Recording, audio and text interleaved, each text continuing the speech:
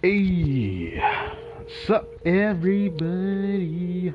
My name's Crytek and Bomb, and welcome back to some more Genshin Impact. I think I was able to get on. I wasn't able to get on earlier, so I waited a bit longer and ate. Then I did a bit of cooking, preparations, some things, and I'm back. I was able to get on for a little bit, but now we're finally here. So, yeah, it is time for some Genshin Impact reset vibes. Kind of excited for today, just because it would essentially have reset vibes I think the most I've ever had in a single patch. So I guess it's fair enough. I had to prepare a bunch of thumbnails today. Holy moly. There's gonna come a time I'm gonna struggle to get these prepared and I'll have to do them on a whim at a point in time. But let's get this going. Today we are about to finish 2 friendships at the same time. So the stream's gonna be a bit longer. I'm hoping everything stands well. My resin is capped overly. I have 160 plus the 5 condensed. So we got stuff to do. So I'm hoping for a good stream today. And as the thumbnail and title is, yes, we have this special Zibai World Quest thing. I said to myself that the longest I'd wait is to when I'm actually about to max out her friendship. And lo and behold, I'm about to max it out because I can go turn in the Daily Commissioner Awards. So, yeah. First, let's do this. A lot of anime are finishing up this week, which I'm excited for. I already saw the lineup for spring anime this year, and oh my god, it is stacked. But I have like so much anime I need to watch throughout the winter season still, so... Oh, I can't wait for this next season anime. Most of these anime are probably not going to finish till fall, I'm pretty sure. One of them being the Irma anime, if you know what I'm talking about. Demon School Irma-kun.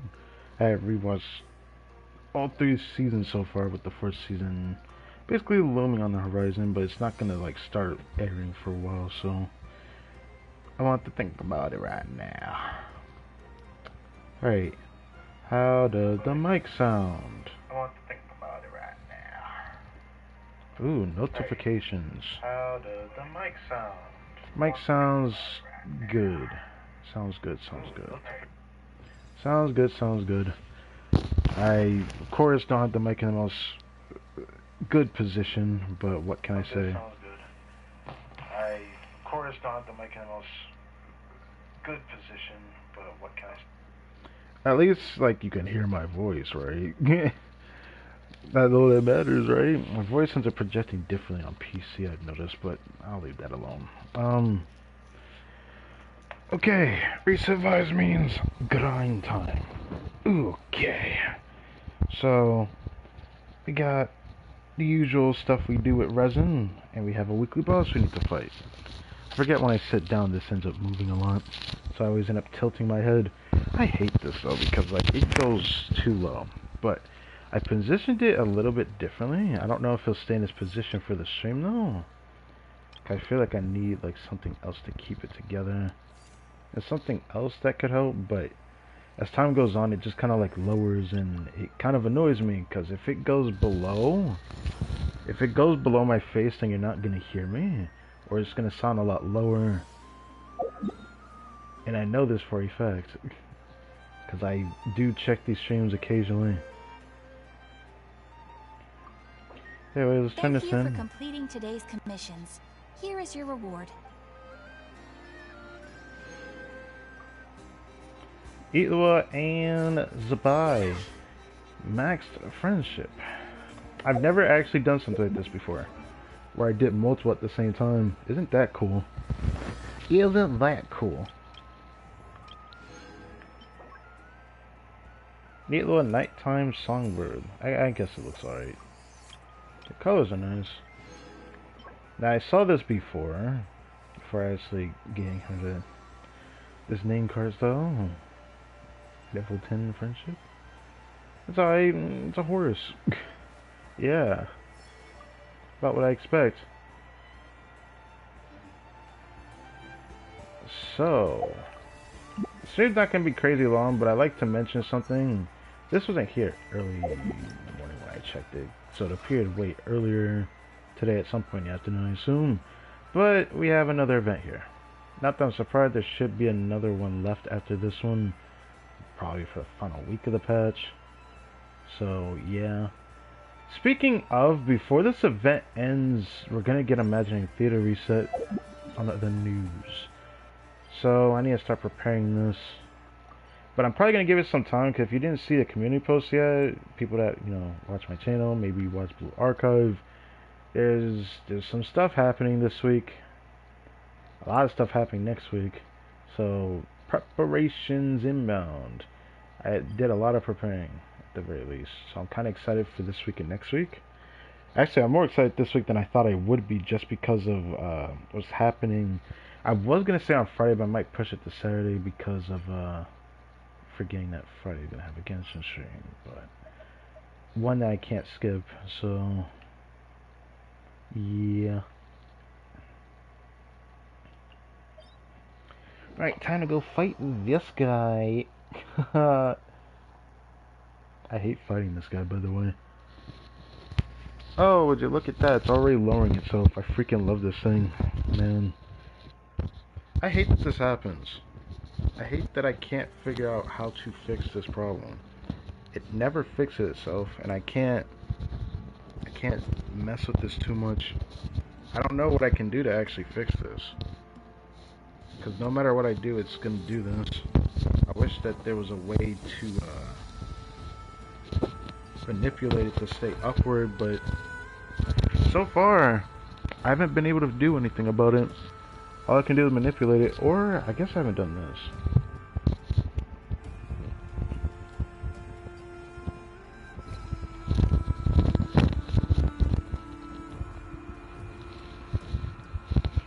Normally I don't like doing this too much though, because I don't know how this ends up sounding. Let's see. The moon was never meant to be a foreign realm. For the stream at the very least, because at least I know it won't move much doing this, but I don't usually like doing this. I still need one more for Columbina. How close am I to actually crowning her skill rate? Oh.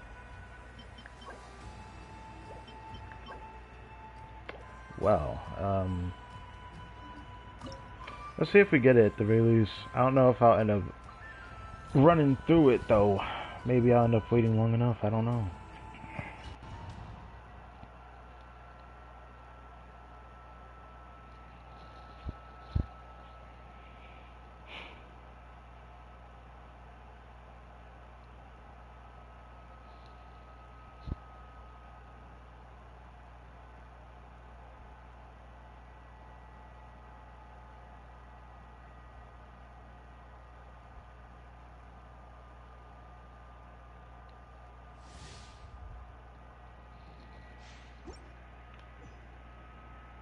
Oh, come on, buddy. Come on. With the marrow of the 3 moons in my hand, behold the false moons fall!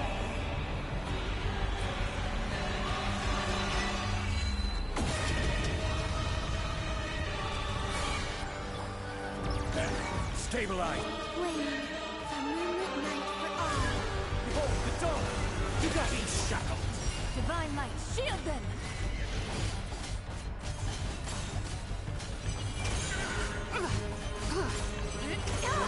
Keep it! I'm still collecting data entry! I will have order! Excellent! You barely managed to touch my gather! Surge. Begone, shadow of darkness! On the light! Without further ado, lofty wisdom will show us the way! Did you honestly think that would hit me? Be shackled. Solidify.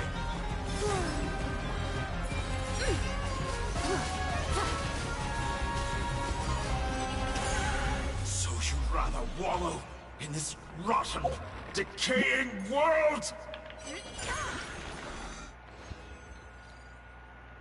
Hey, we got a mask. I actually didn't think I was gonna get one. I also didn't think I was getting that either, but we actually got a mask. It usually takes too much time to get that. That's nice. I can at least get her talent to 9. I won't be focusing it for a while though. That'll have to be something I'll have to prepare for the, I guess, the Zibai testing soon. I'll do that stream next week, maybe. There's no guarantee I'll do that next week though. It really depends.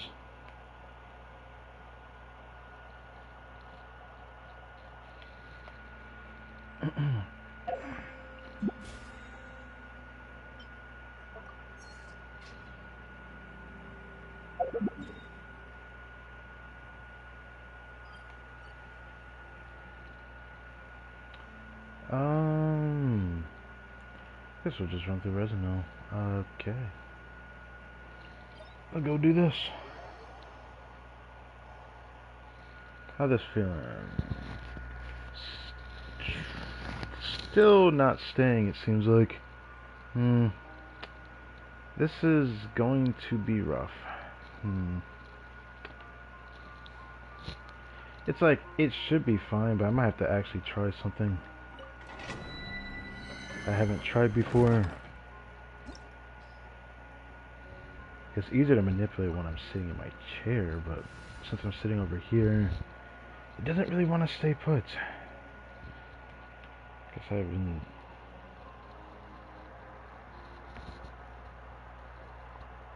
I don't really do much, but I'll do this.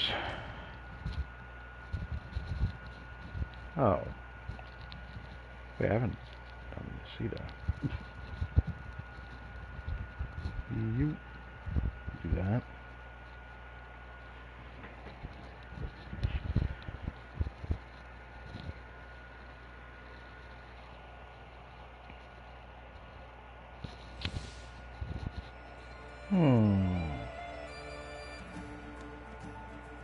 Actually, I thought about doing that. Actually, no, that's a bad idea. That's a bad idea. Let's not do that. Let's not do that. You know what? I might just let this play out and then check it later and see how it sounded. Light compels you.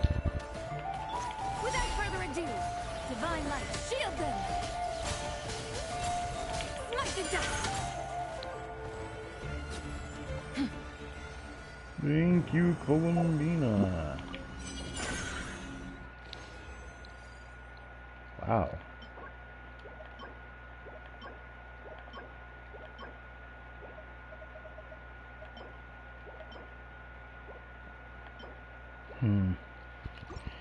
Okay. Yeah, I really wish I could do something about this. Every method I've tried in the past doesn't really work. If I intentionally lower it, it doesn't exactly stay in place either, it just goes lower.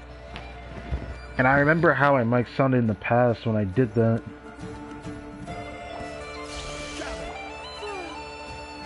Absolutely sucks. That I feel like no matter what I do, it's not gonna really fix itself.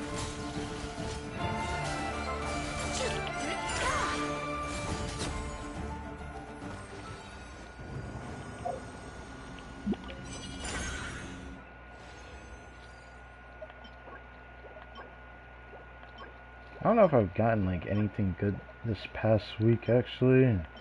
Don't feel like I have.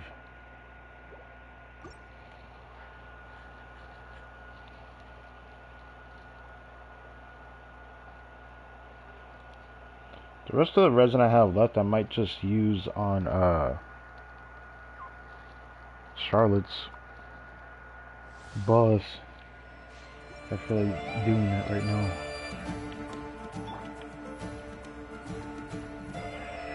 Be gone, shadow of darkness!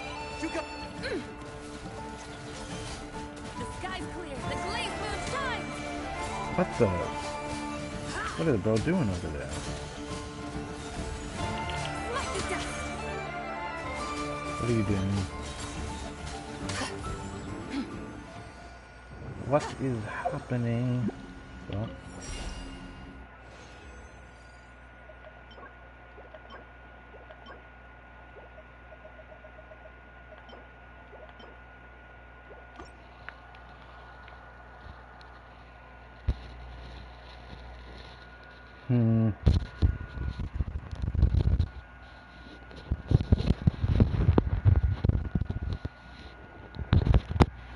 Hold on.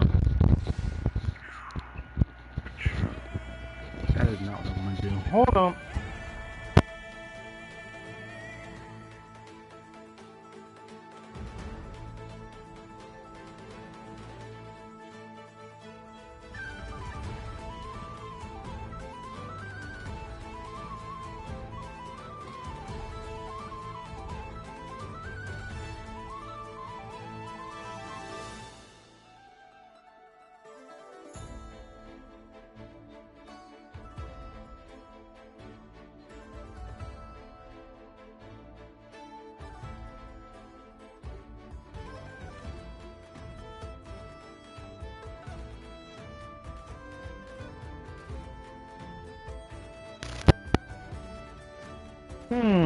I like this position.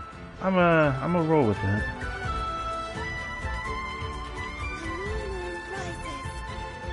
Light compels you! Be cleansed.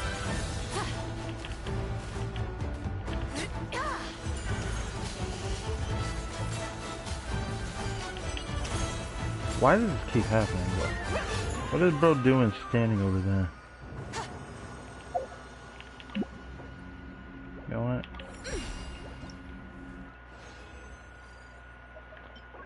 Guess spamming X is not helping. Looks like I'm about to go like another day of nothing. This really sucks. Like I feel like I haven't gotten like a piece to roll since like last stream. Which before that was even longer, which is a bit surprising.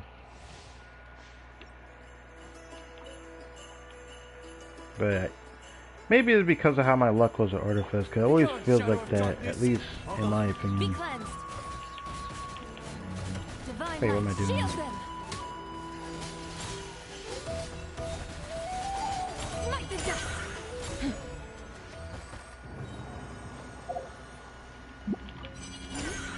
Where am I? What? Where am I facing?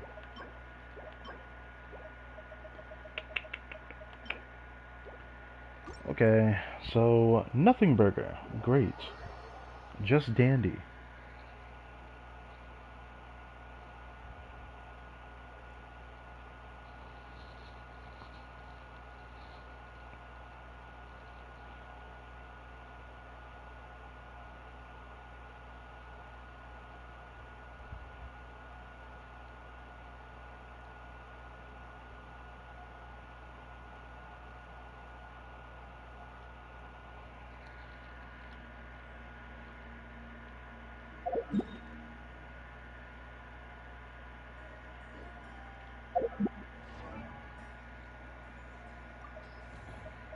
I'll use the rest of the resin milk. I only need 60 to be formed, which since it takes a lot longer to get to the reset with daylight saving time going forward now and all that, I'll just use the rest of it.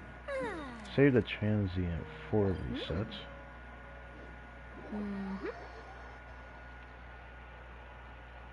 I probably didn't need to do teleport and track, but whatever.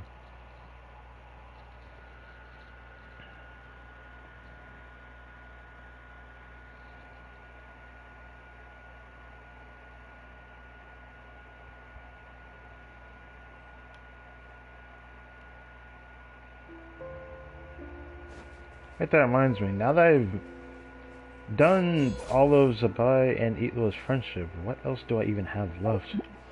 Do I even bother doing any other friendship all the way till end of Genshin PS4 and all that?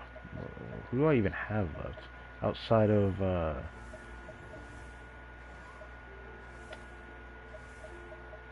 Yahoda?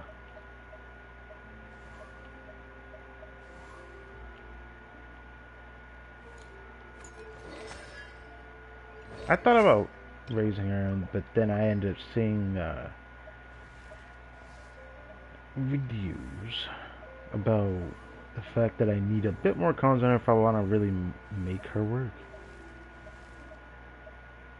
So I don't know if I feel like going that far.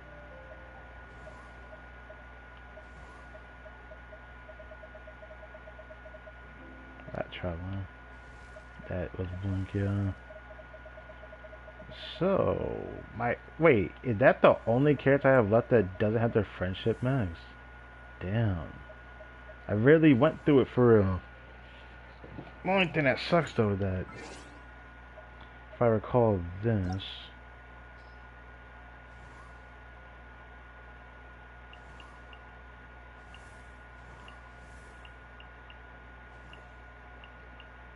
is there not a single 4-star I missed? I usually miss I thought I missed at least a single 4-star, but I guess not.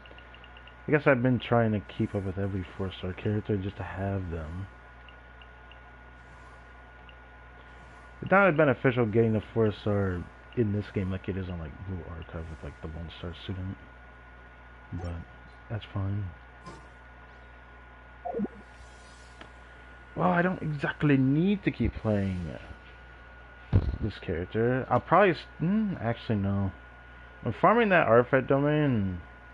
This might be the last time I played Zibai for a little bit, just so I can just change it up a little bit. I'll probably come back to it for the video though.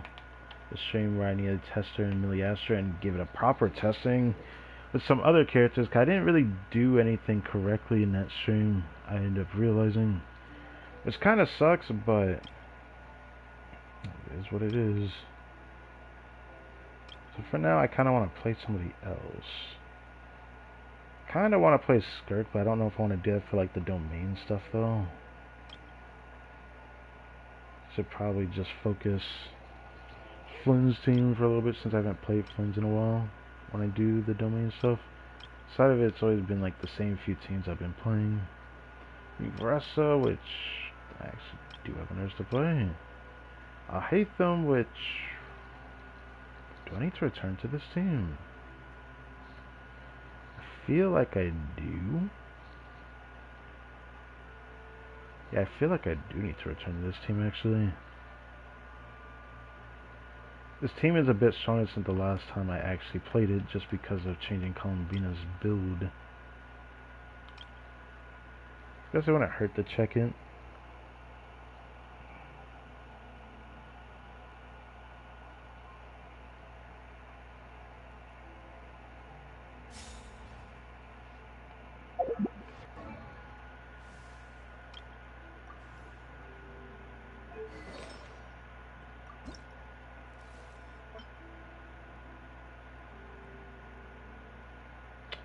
Man, I hate that it forces that.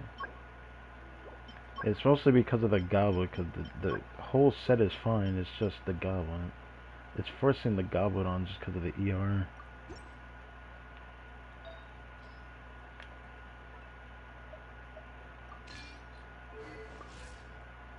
Which is annoying, because this is more than enough. There have been many poorly written applications lately. I guess I'll just have to reject them all.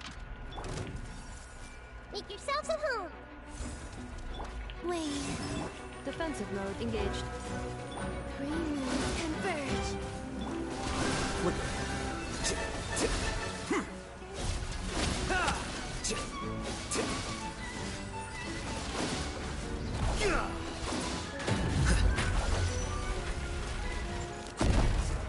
I haven't played I'll Hate Them in a while.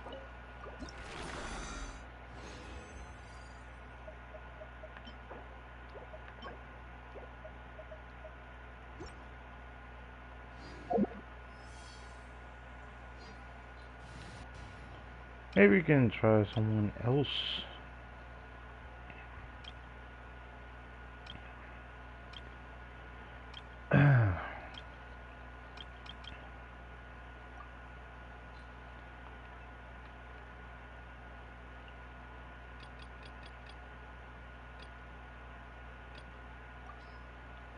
Maybe play Skirk a little bit.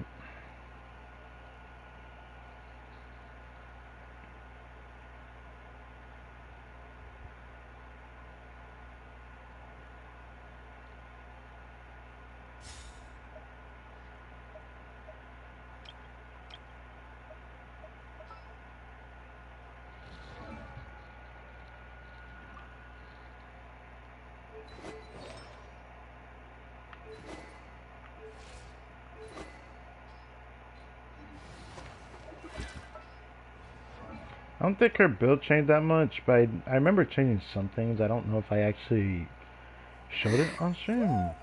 Since then, 'cause it's like a slight change I did.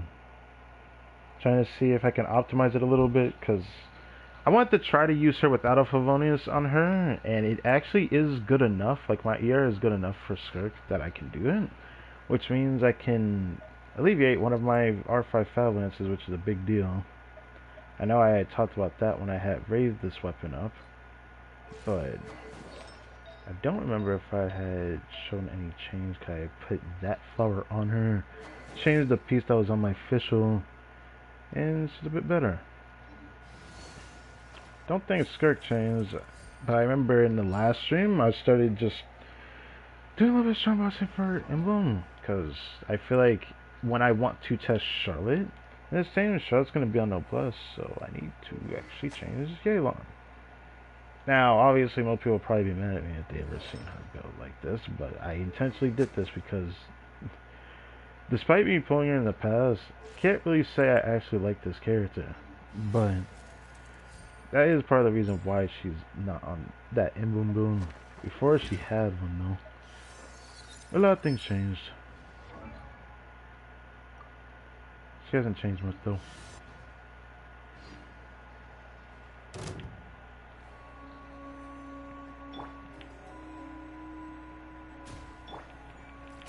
Here comes the catch.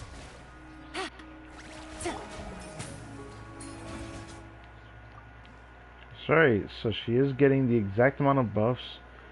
It's gonna be fun when I get to test this, because I've been testing all the duration of buffs. Like, I'm getting the tenacity buff with the damage bonus from Farina.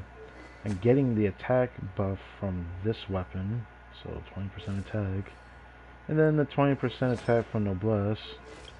Then I am also getting this weapon's 32% attack for the 3 seconds. But it lasts a bit longer because of the heal ticks from Scafe, so...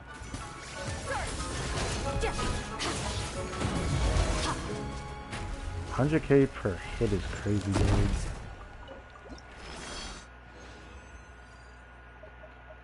But it is Skirk damage. Ooh, I need to try that. Eh.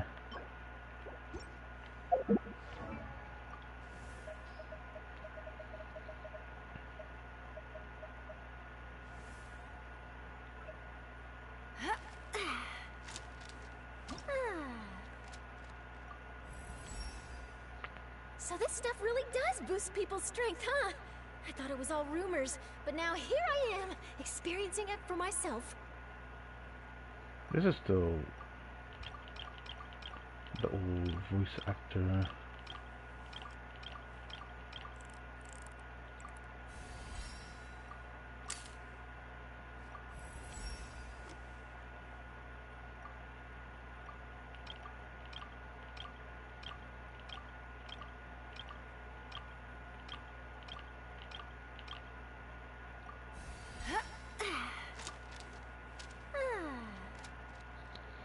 Yeah, the 70 means I can use her in the next theater, which will be nice.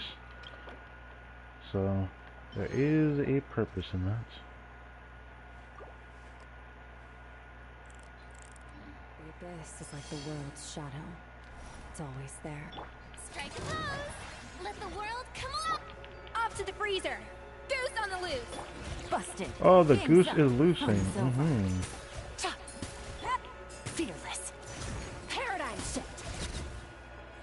Damn, 195k per. Holy shit. I've never seen her do that much before on her burst. Then again, I also don't think her burst is crowned. I have to check that.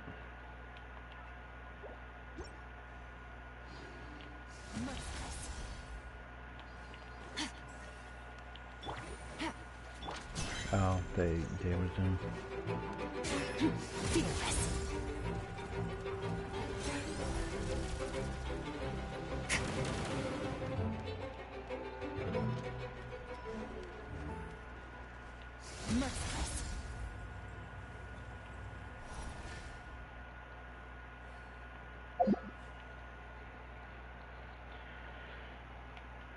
Oh, did I move? I looked away. I did move. I will go back to Shadowborn. You know, once I play Fluns, there's something that said they find Fluns boring. And I can kind of see why people say that. I've been pretty critical of this character before he even released. It's just become like, all his damage is in 2 hits, which I don't like. So he feels more like a driver, but surprisingly, I don't end up hating it as much because of interactions with the overvape with Lunar Charge. Was the only reason why I end up liking Flynn's normal tech string, even if it did weak damage. Because there's something niche that no one really talks about that you could actually do with him, but I haven't actually bothered to do it for a while because Lunar Charge is just so much stronger. But I thought about replacing Sucrose with Durin in his team for like food for thought. It's still something I want to do again. The only reason why I don't want to do it is because it's not like it's going to be better than Sucrose. It's just, I feel like I need a very specific character. If it was a character that gave a little bit more pyro application, then I'd be able to actually show it more. Because if there was like more overloads in Flynn's teams, Flynn would probably get a slight increase in damage, but it wouldn't be that much. It would just be slight due to, you know, how much EM he ends up having in the team, and his team as a result would, you know, benefit a lot from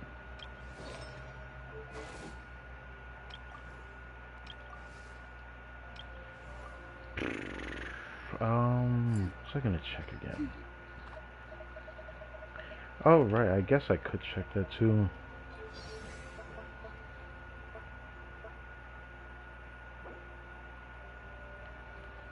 I don't know if I care about this doing any damage, actually.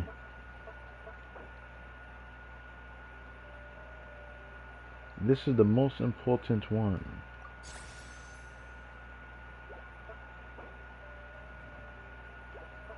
Yeah, I don't really care if it does damage, honestly.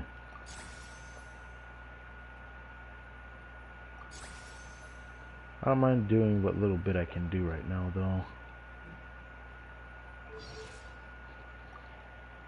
So I can build her up. She already has a pretty good build. All 4-piece noblesse. I don't know if I'm going to keep her for bonus, because obviously the Thrilling Tales would be better. It just sucks that some teams I don't really like. I have to play with it first before I figure out if I want to do Thrilling Tales. Thrilling Tales is not the most applicable weapon to use for buffing, though. Because depending on the team, it's not going to be that great. But it should be fine for Skirt compared to something like Vressa, where I realize the weapon buffing the on-field unit, if that weapon gives a buff to on-field unit, ends up interacting with the other buffs, not actually adding onto it, which really sucks. So I can't even like make my Vressa stronger despite me improving her teams with a weapon on another character, which would be a Scarface weapon on Chevreuse. But I've already talked about that before. What else did I want to check? I don't think there was anything else. How much has happened lately in Genshin?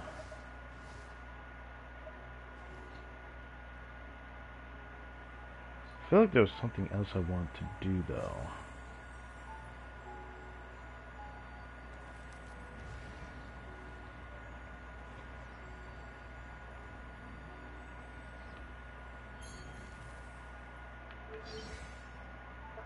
I guess there is always this, but as much as I want to try to get that, I don't really care about getting that. This event I'll wait on this week, I think I get, yeah, just the Mora. Don't really care about that. Whoops.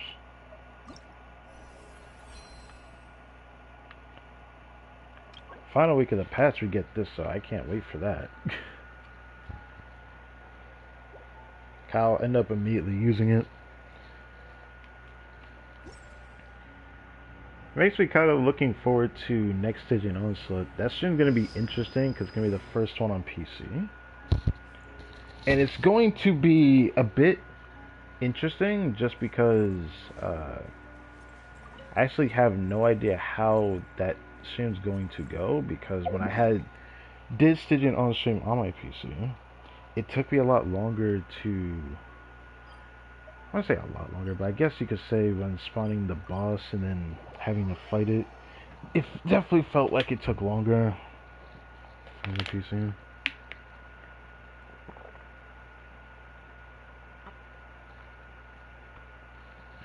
So I essentially lose time just fighting on there. It's also something I noticed on Abyss as well, but it was like less of a problem because my account's at least that good, thankfully.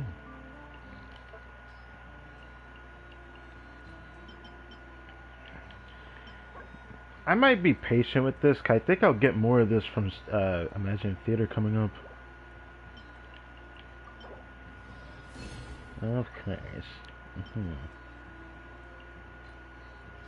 Nah.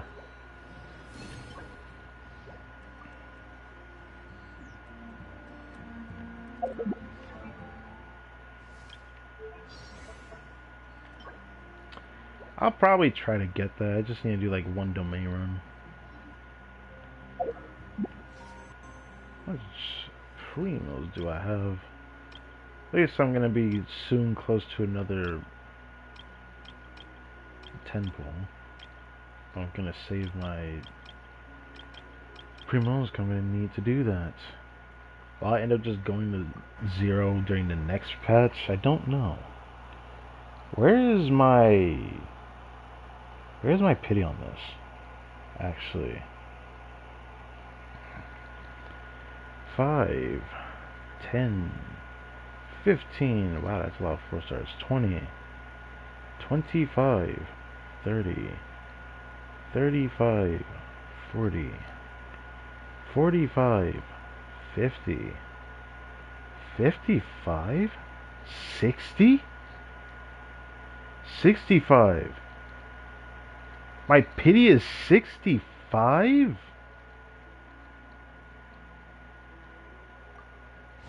I might as well use these. I'm close to a 5-star. 66, 67, 68,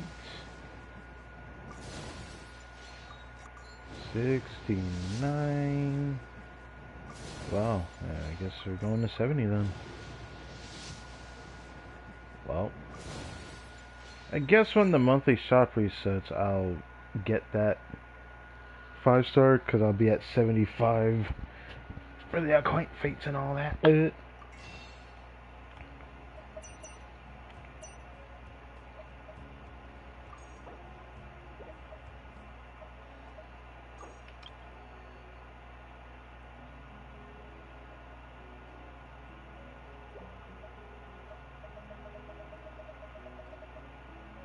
don't know what to do with the dust. What's up, homie? Haven't missed too much yet. I already went through the resin. I was just thinking. Wonder if I should get this every month. That's too much. Never mind. How's it going? Not exactly in a positive mindset, but I'm fine today. At least looking forward to what's going on this week, at the very least. I could grab that more, but I don't feel like I need to. I should wait till I actually need to. Maybe I'll strongbox a little bit.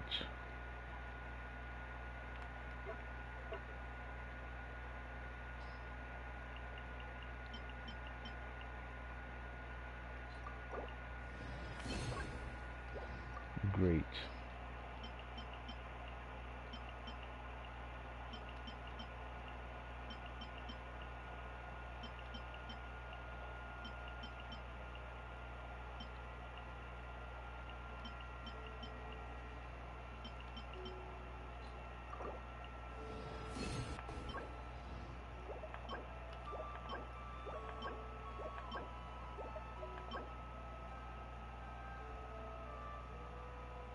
I'll try it.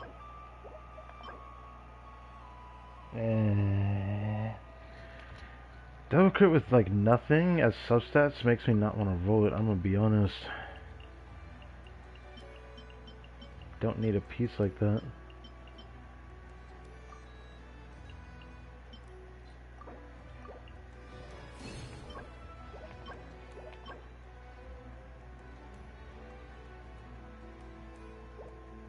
I don't know if I can say tempting to that. I thought about it.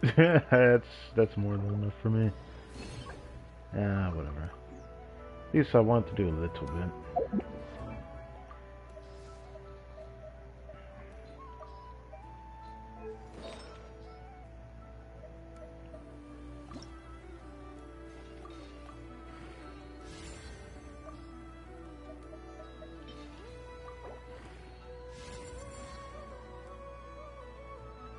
Here you go.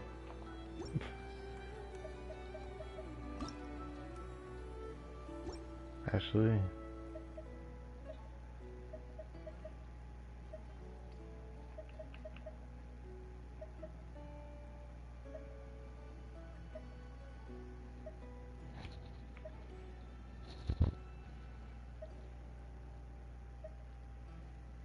not you.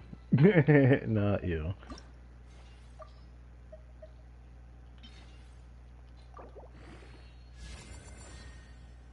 Cool.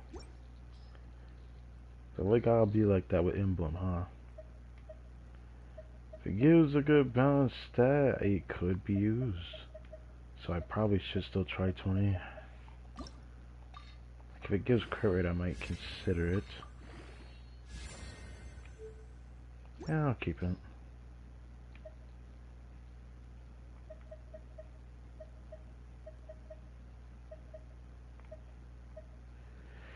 I guess I need to check Beto. I guess I need to check Beto. Not like I play her that much, but... If you ever want to...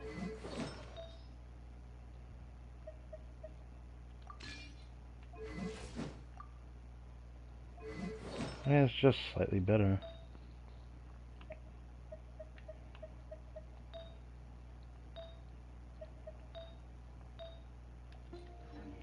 Yeah, it's something, I guess.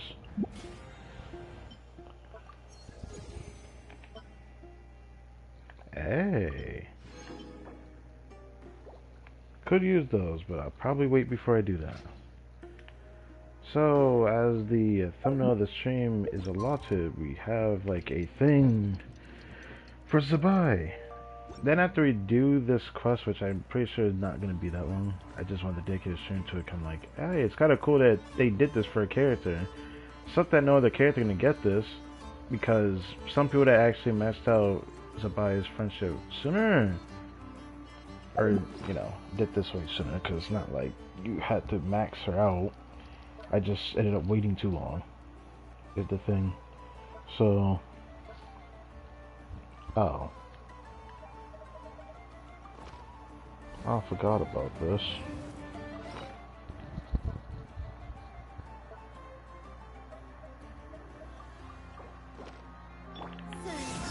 Insulation chamber.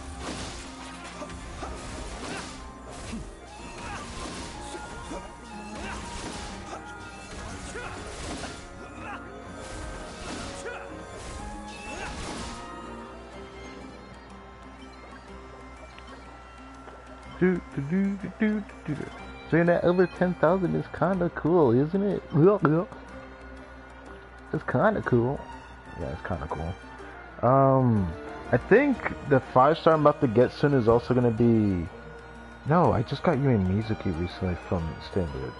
So my next standard is gonna end up being a weapon, potentially. When it's a weapon, it always ends up being a character. When it's a character, it doesn't always end up being a weapon. I don't know why it's like that. I wonder if that's just how pretty works on the standard thing. I don't know. Anyways, let's start this now. I don't want to waste too much time in this stream. There's something else I unfortunately want to do today. So, what is this? Traveler, I've prepared a little something for you. Please stop by the Baju guest house when time permits. Its voice? Huh? Paimon thought she heard Zibai's voice, but Paimon doesn't see her. Could this be some sort of adeptal amplification? This Go is... to the Baju guest house and see what's going on. It's actually voiced. What? Devs, this is crazy, dog. What? Man, that's too much exclusivity, I swear. It being voiced, some people wouldn't care about that, but in my opinion, it's just something I don't really like seeing. Like, there is some genuine problems with this. I thought we were gonna stop with Llama with the Traveler Tales that can't be continued unless you have her. Eventually, it just kind of like disappears off the map, which is fine, but like, it's still concerning. And I keep hearing rumored that she's gonna appear next patch, which is kind of a shame, but I don't feel like I really need Llama. And people were saying, well, what if they, you know, shill Lunar Bloom? How are they gonna do that? They did it with the crab boss, yes, but like, that's not really Lunar Bloom shill, it's more like Dendro. Because if you have a good enough Dendro team, you can do it. It's not that impossible.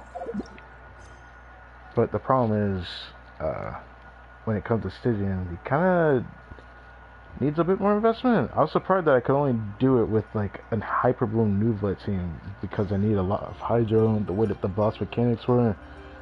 But this is kind of crazy that this ended up being like this, man. Like, why does it gotta be like this? Should I lower my setting for this?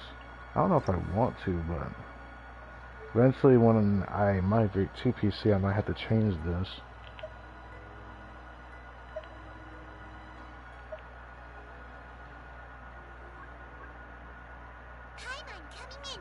Kind of don't want to change this though. Maybe I'll just let it stay like that. Should be fine though.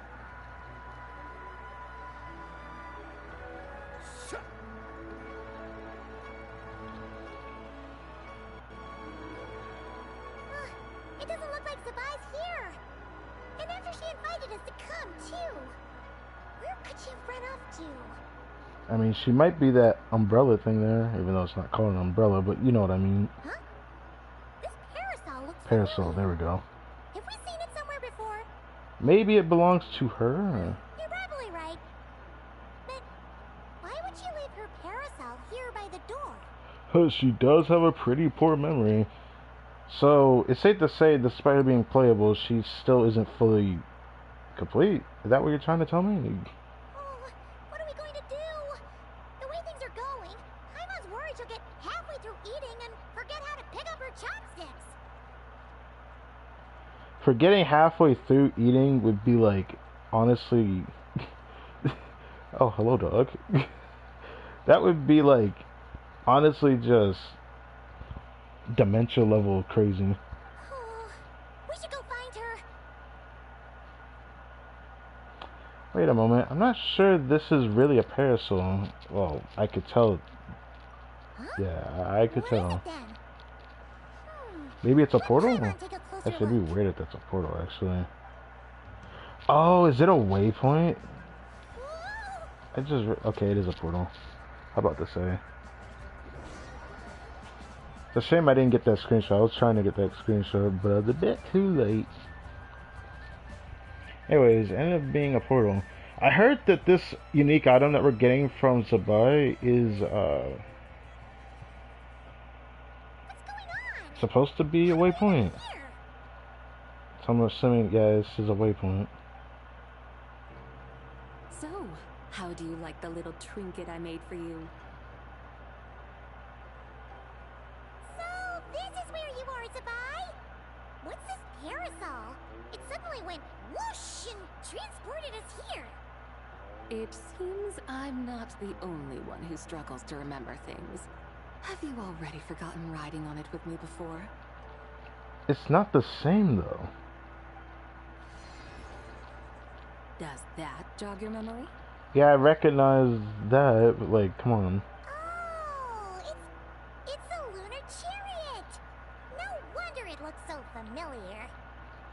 Well, it has like the same like fiscal, I guess, parts that is on it, but It's just a replica created from my memories. And it's all thanks to the broken jade token you returned to me.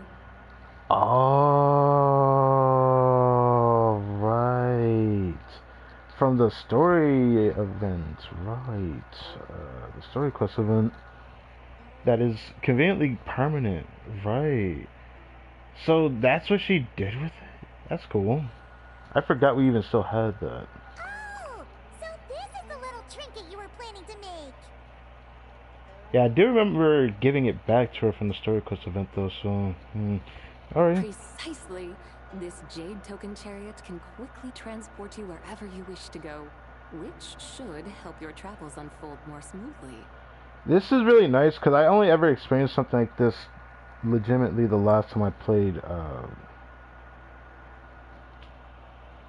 what was it? Well, it's been a while that I even forgot the name of the game because I've like pushed it that far away from my memory. That's hilarious. Tower of Fantasy, there we go. It was fun playing that game while I was able to still play it. It's a shame though. I actually really like playing that game, despite how bad the lag was. And obviously it's a hardware diff, but it seemed like PS5 still feels almost unplayable. So I was like, damn, why is the game so unplayable? And then like people had to explain to me why, and I was like, well, that's interesting. If this been a problem on multiple accounts, it seems like it was a problem on a lot of different games. A lot of different games been made on Unreal Engine, which doesn't have good optimization for some reason. Really sucks hearing that though, because if the optimization was better, I wonder how much it would have ran better on PS4. Probably not that much better. But in the past, when I played that game for a while, it probably would have been better.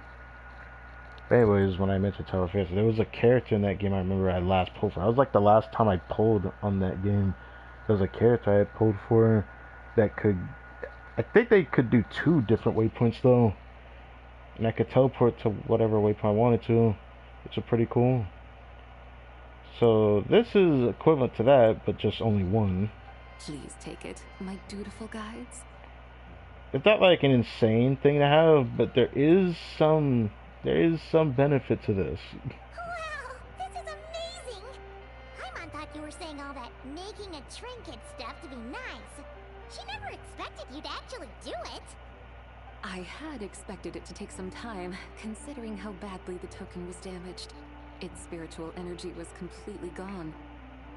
But fortunately for us, this is Chenyu Vale. What do you mean by that? Huh? What's so special about it? Don't tell me it's like Nod Cry where there just happened to be energy everywhere like Kuvaki. Do you know exactly whereabout we are in the Vale? Oh, you're talking about the big jade area nearby? Yulong Wharf? You have much to learn about this place. Well, of course, I need to know more about this place. I'm thinking it's talking about that giant jade thing, though. I think that's what she's referring to. The ground beneath our feet is actually one of the key intersections in Liyue's ley lines. Oh. There are 8 such nodes in total. Oh. Yeah, I don't think anyone would have caught wind of this. If I recall, The Chain Veil release with that. That's right. Now 2 Lantrites ago. No. The one with Hu Tao's new skin. I think so. Because what this is referring to, life, death, repose, concealment, initiation, terrain, fright, injury. Wasn't those the nodes for that one trial that we ended up doing from that story quest event? I don't need to remember the whole details since, I'll be honest, I wasn't too interested in that story. Even though it played a big role in that story. I just thought there was the 8 intersections of ley lines. I do remember that. You're more familiar with this place than I expected. I feel like it's only convenient. Oh, Paimon remembers now. You're talking about the 8 gates. Yeah, that. Correct. Where we stand right now is the center of the most auspicious of those gates, the Gate of Life. Yeah, I'm pretty sure Chain Veil did come out with that Lancerate, now that I think about it. Because that would have been the only way we would have been able to do this. The Gate of Life Or do symbolizes this growth, stuff that happened prosperity, anyways. and revitalization.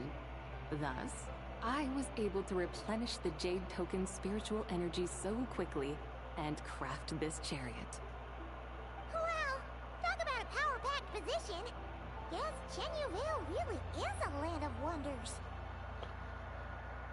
Well, I honestly forgot this exact area was the Gate of Life, but I'm starting to remember a little bit more about what had happened.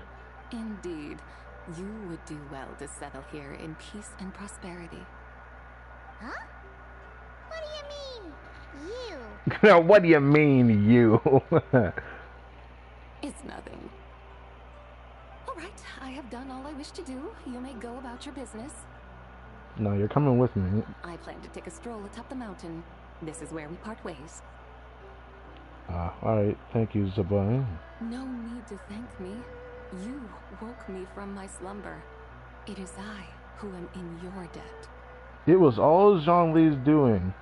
Yes, but Zhongli couldn't do it without us anyway, so it was like... And I have told him much the same as I've said to you.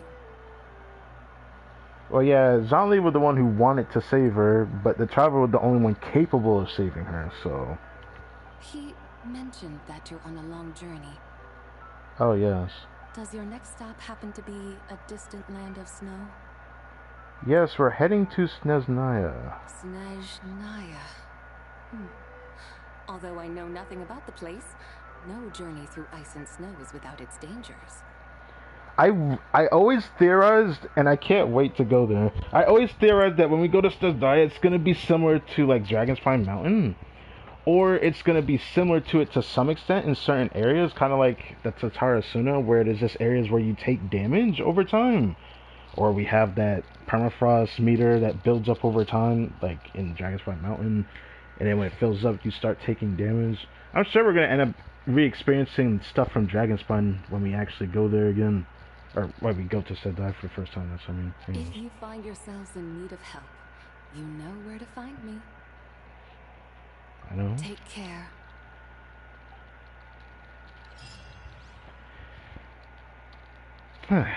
That being voiced was the least thing I expected. I'm gonna be honest. Now we have a new gadget. I don't know what I'll actually do with it, but repairable. You have summoned me, and I shall fulfill my duty. That's cool.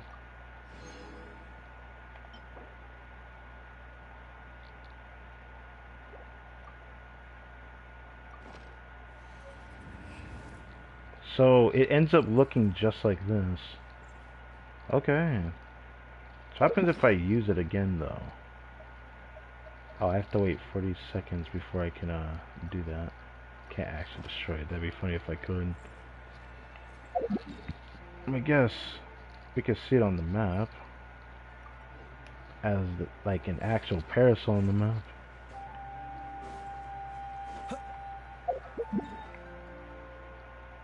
Oh, I would not expect it to look like that on the map.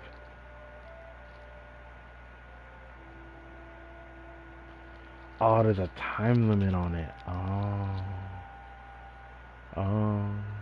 So it disappears after 6 days? So if you leave in the same spot, it's the same as the other thing then. It doesn't really feel as good. I mean, it's still good though, because then it's like one that you can always use. The thing that doesn't make it as great is that you know you can craft a waypoint, even though it also disappears. I think it had the same duration. Pretty sure. I guess it's worth a check, actually. But first, I need to get rid of that boss being on the map. Go check here again. Not check here again. I keep doing that. But let me go check here and I guess see the waypoints. I know I can craft a bunch if I want to. Right. Farm some crystal flies, but this stream is not gonna be that long, to be honest. But it's fun to actually have a stream for Monday recess, so I did this on purpose. For the waypoint, I can make 40 of these, but I'm pretty sure I can only put down one at a time, so technically you can get 2 on the map. Simple. Never mind. Never mind. It looks like you can't do that. I thought you could put more than one. At the very least, I thought I could put one of these on the map with the parasol one. But it doesn't look like if it's saying one already exists in the world. If it's doing that, then there's actually 0 reason for these. Is that the dev's reason for this? Either way, there is benefits to this waypoint. Like, there's areas that I could put at that usually is hard to get to. Like, for example, the first place I think about is Sumeru with the gate to Conria thing, which I forgot where it was at. Yeah, I forgot exactly where that was at. I'd have to check a video on that again. Unless I actually waypointed, I just forgot, but the gate that says Naya that's in Sumeru is an area I would put that waypoint at if there was ever a reason to go there one day.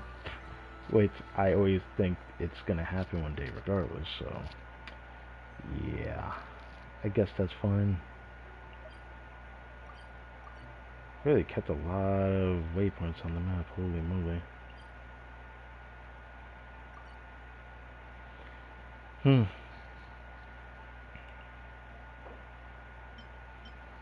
Probably use that tomorrow. So I can keep farming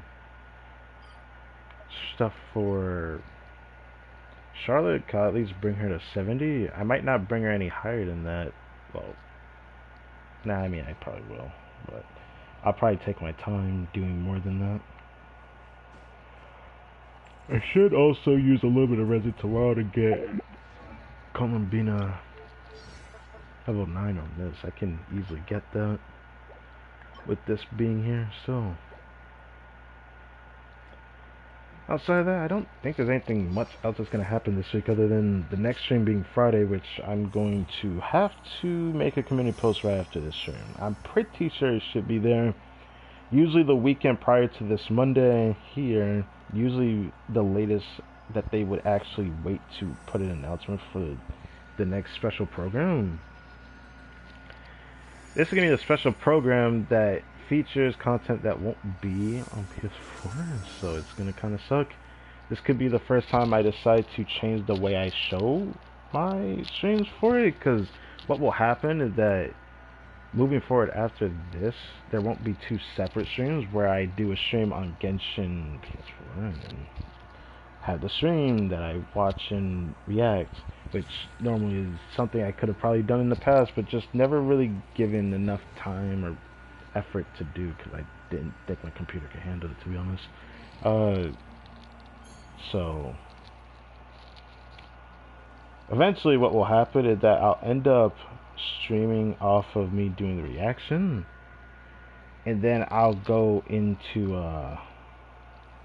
Genshin on stream.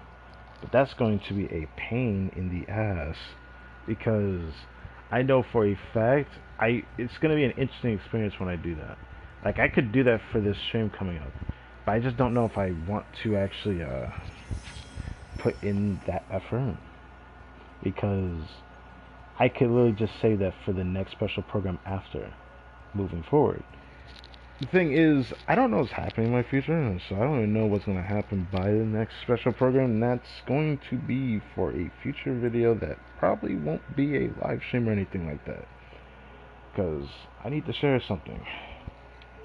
As time goes on, it's not looking good for your boy right now, so yeah.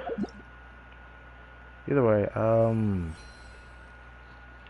yeah, next stream will be Friday for Genshin, and then basically next week will basically be Magic Theater. I have to actually check what day it appears on. I haven't actually bothered to check that. I guess I could do that on stream. Let's see. Let's see. I haven't even prepared the thumbnail yet because I've been doing everything else. He who wishes to peer into the abyss needs simply to wander through Wednesday. Wednesday is April 1st. Wednesday next week. Hunt will be sure to drag him into the darkness. The thing that sucks is that I don't know.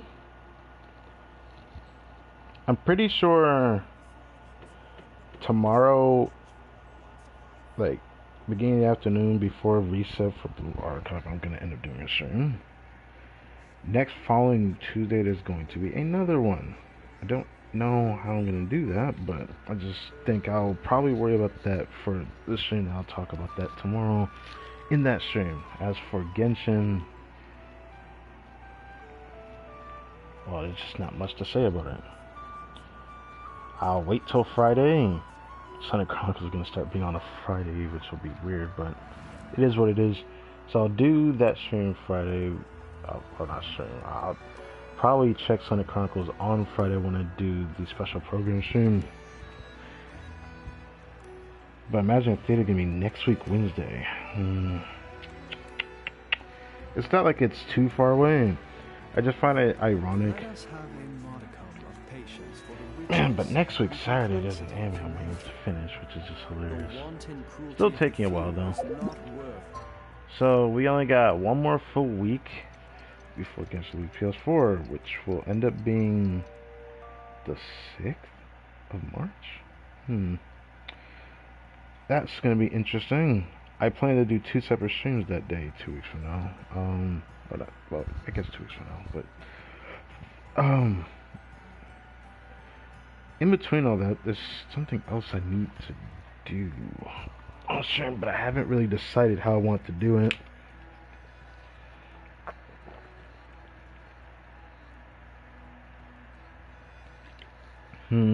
Yeah, I haven't really decided. So maybe I'll figure that out off stream over time.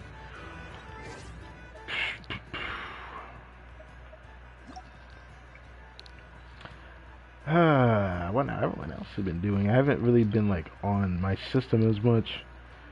It's been like this for like the past year. For 2 reasons.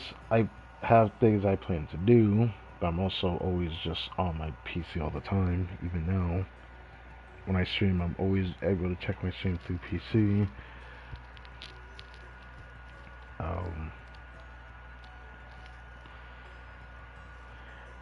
Really something. I feel like there was something else I wanted to say, but I don't think so. I feel like I've done everything I wanted to talk about.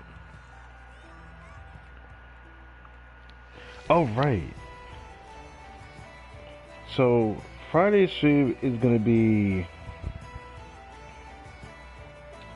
the special program stream. That's the 27th. Wednesday next week will end up being Imagine Theater. I could do a stream next reset, next following reset. I could do stream next reset, next week Monday.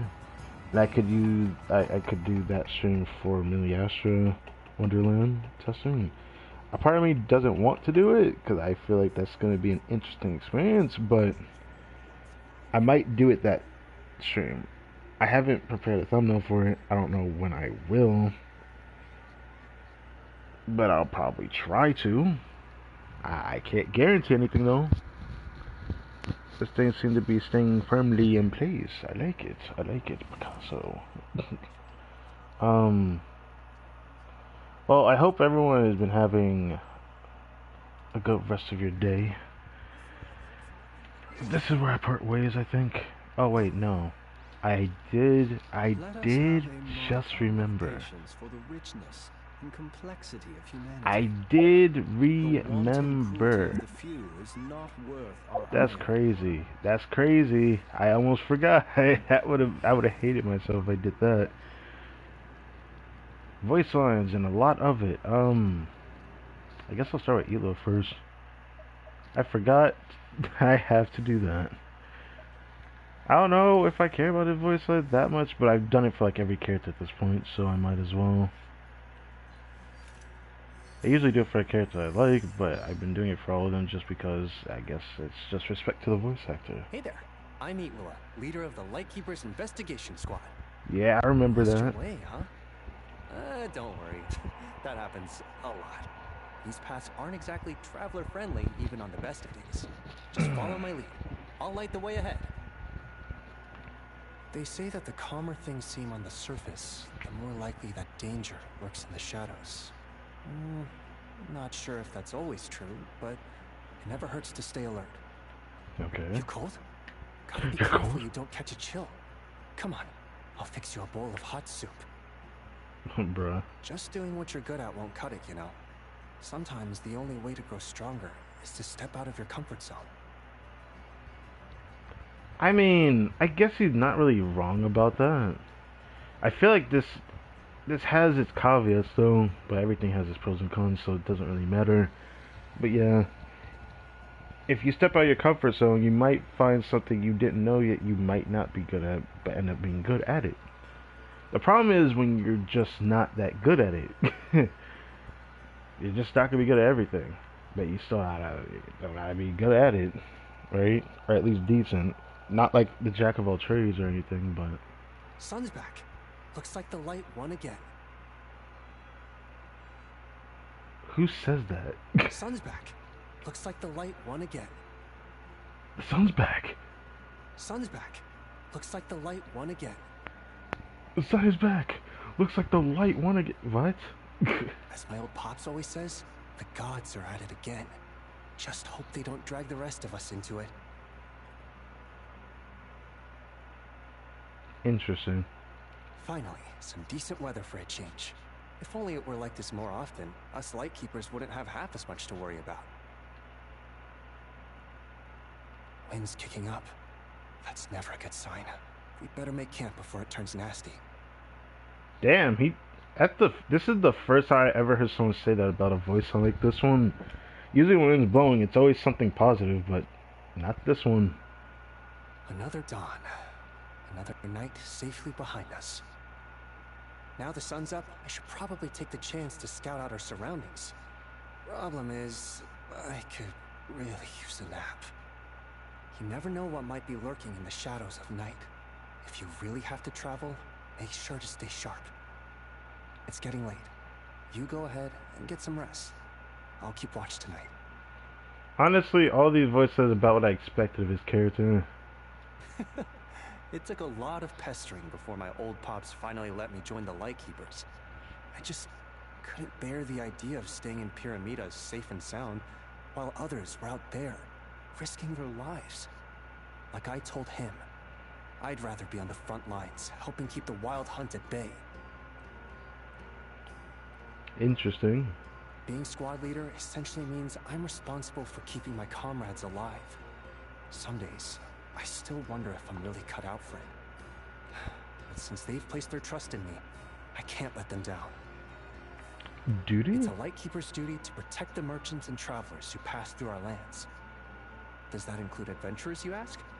Well, technically it's not part of the job description, but I can tell you this. No one's getting hurt on my watch. Fair enough. Now that you're a member of the investigation squad, I'm responsible for your safety. And the whole squad's worth of little birds tell me you've been off adventuring in dangerous places again. Seeing you safe and sound puts my mind at ease. but I'd feel even better if you let me come with you. Brother, what? Bro said a little birdie. I could guess who that was, but it's all good. Someone once told me these were no more than pretty gemstones. It wasn't Vision? until I held one myself that I understood what it truly meant. I don't think fate gave it to me by accident, but still, the onus is on me to prove I'm worthy. Worthy of a Geovision? Always feel like a character personality has to be the the attunement of their vision, but then it's kind of hard to understand every element's reason. It seems like Geo's always been consistent with what character personalities end up with their vision for Geo. Like every single one of them, damn near. They all feel very similar in terms of their aspirations and ambitions. If you look north from the highest point in Pyramida, you can just about make out the edge of the Snezhnayan tundra. They say that was the homeland of our first Starshina, Torchforger Solar Ray. He ended up losing everything, even his home. Yet here, he found a place to belong. Maybe that's why this fortress exists, as a refuge for people like us, a place to find warmth in each other. I feel like it always has to pertain to time when it comes to that, because like during his time, it probably looked a lot different than it does now. Pyramida probably stayed the same, I'm sure, but I'm just saying. It says 9 Tundra though. I can't wait to go there, man. Around Pyramida, you'll run into all sorts of strange creatures brimming with Kuvaki. Andragoras, sloth sheep, you name it. They might look like animals, but they're actually plants, so don't be fooled by the mimicry. Still, they taste delicious. I could whip something up for you to try if you'd like. How do I know how they taste? Let's just say, when you're out in the middle of nowhere on night patrol, a little improvisation goes a long way. I mean, eating a plant doesn't sound like a bad idea, I suppose. All I can say is that you can eat a fungi, but you might want to cook it first. Obviously, you want to cook a lot of things. But a mandragora, I don't know how much of a same, or how much the same as fungi it can be, but I don't know. I don't know. When I first met Mr. Flint's, I assumed that the reason he lived alone was either because he didn't like being around people, or that he was just a little eccentric. Turns out that the complete opposite is true. Well, at least in terms of his social appetite. Only thing is, every time we talk, he always seems to end his stories on a cliffhanger. Sometimes I wonder if that's his way of making sure I'll come back to hear the rest. Yeah, I do feel like even at some point in the Arkham Quest, I think he does talk like that, doesn't he? You're saying there's a lot more to Mr. Flynn's than meets the eye? Huh. Well, that's hardly unusual for a Ratnik. We're all from different walks of life, so who doesn't have a few things they'd rather keep to themselves? Even my old pops rarely talks about his past. As for Mr. Flynn's, well, I've certainly got to know him a lot better, and after everything that's been going on lately, I've got a rough idea of what he might be hiding. I actually asked about it once, but he neither confirmed nor denied my suspicions. In a way, I guess that's an answer in itself. Well, I would have been curious as to what you thought was his secret. Because the thing that's still crazy to me is that he's a Fae, but I'd love to know more about that, but apparently we won't know more about the Fae race till Snezhnaya, apparently. That was something that was talked about in I was gonna say a voice line, no. It was in Linnea's description from her drip marketing that mentioned the Snowland Fae, that they're in Snezhnaya. That. Our friendship with the Frostmoon Scions goes all the way back to the days of the Torchforger himself. Truth is, though, even if it didn't, I'd still have nothing but admiration for the current Moonchanter. She's kind, gentle, and I end up learning something new every time I visit.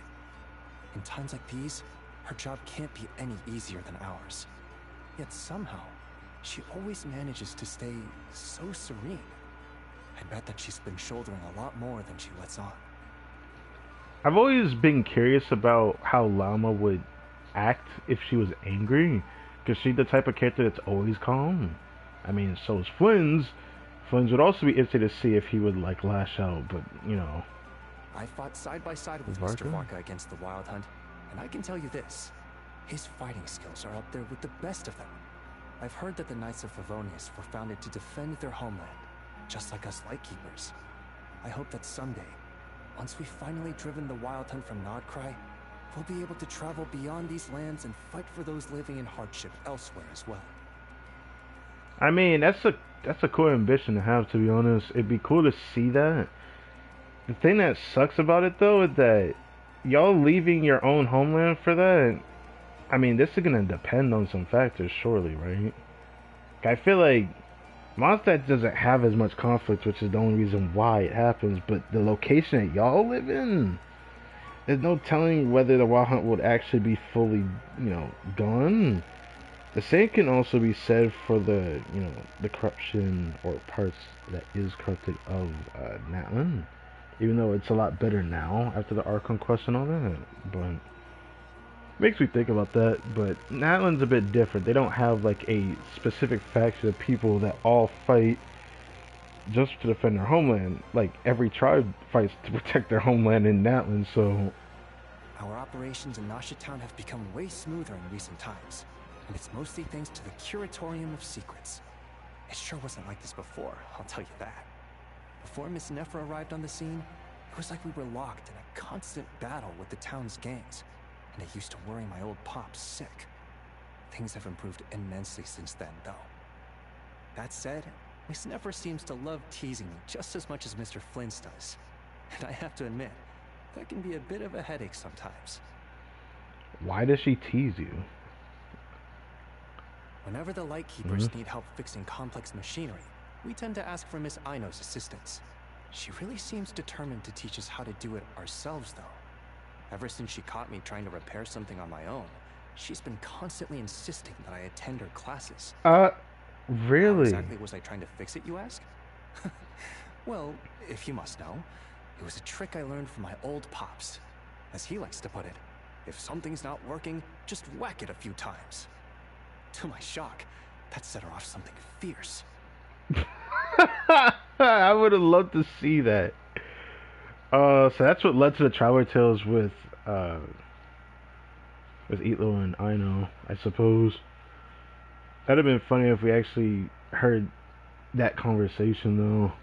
I see that there's a voice out about Linnea, which is interesting. Even in a place as diverse as Nodcry, Fey ladies like Miss Linnea are few and far between. Fey I ladies. originally figured she'd be the quiet, graceful type, but it turns out that was way off. For instance, the first time she saw Aiden, she got so excited that she practically pounced on him. It spooked him so bad that now, the second he hears her voice, he bolts for my lamp. And remember, this is Aiden we're talking about here. A messenger bird who's usually so unflappable that he wouldn't flinch for anything. Not even the Wild Hunt. Linnea, from even the description from her drip marking, she sounds like, well, I guess her design even screams that she's like very outgoing.